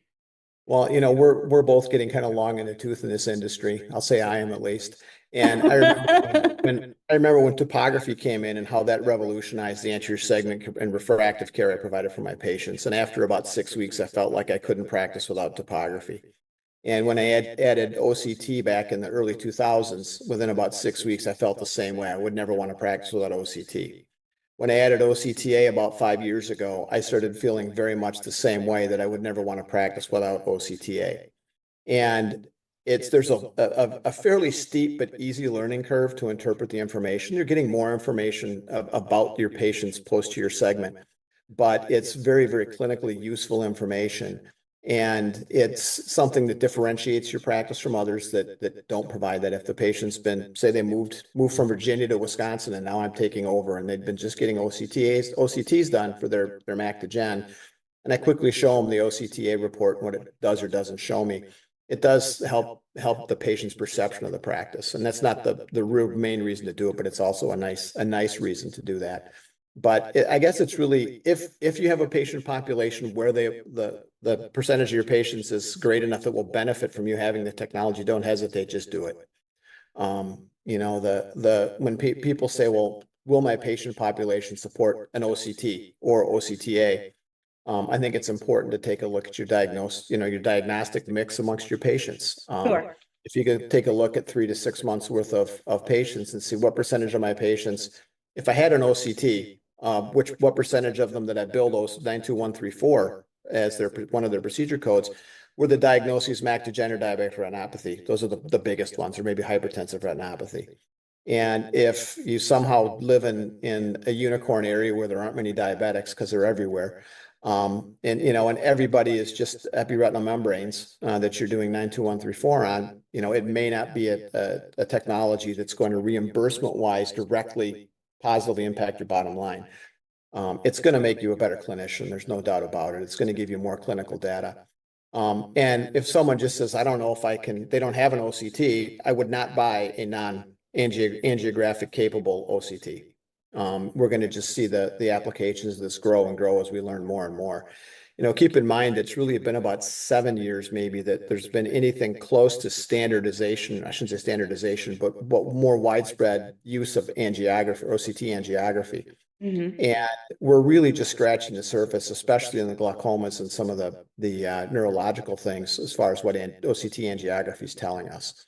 So I think we're going to see more and more clinical applications for the technology as time goes by. I think glaucoma care is going to, in 2000 and roughly 10, I had a pretty hammer and tongs discussion, we'll call it, with someone who was in academia about macular thickness and glaucoma.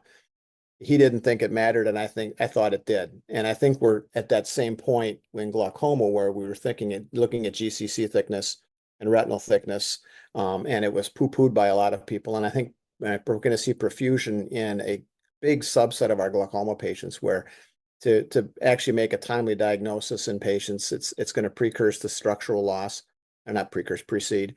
And I think for some patients that have advanced glaucoma, the structural analysis kind of drops away as clinically useful, but perfusion analysis is more useful. So it's going to allow those of us that have a pretty comprehensive approach to pathology management to really provide the care we need. So it's something that's only going to get to be more and more recognized and utilized, I think, in our profession.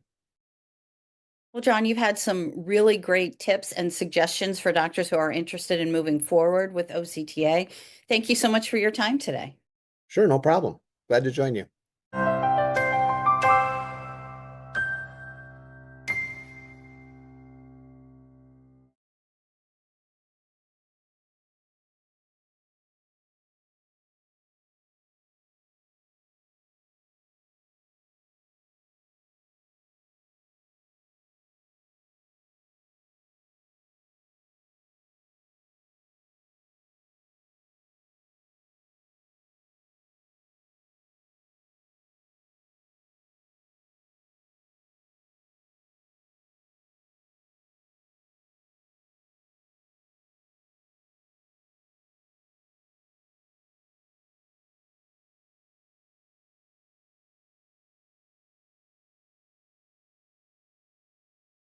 And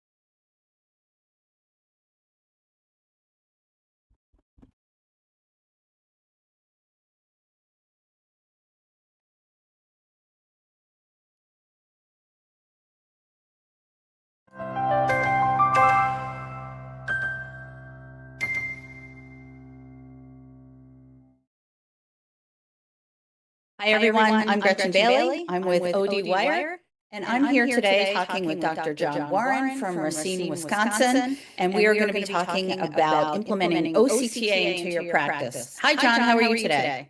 I'm great, Gretchen. Thanks. Thanks for talking with me today. Sure, no problem. So, as you know, there is a new code for billing OCTA that started to become available in January 2025. Tell me a little bit about this code. What's the difference between this code and then just a standard billing for OCT? Well, it's pretty interesting to me because I've been using OCTA for about 5 years now. So when I used to do an OCT on my patient, whether it was OCT or OCTA, it was reported with the same CPT code. But now with the new CPT code, it's a good thing in that there's significantly more reimbursement for a patient that needs and receives OCTA scanning and evaluation versus a regular OCT. But it also does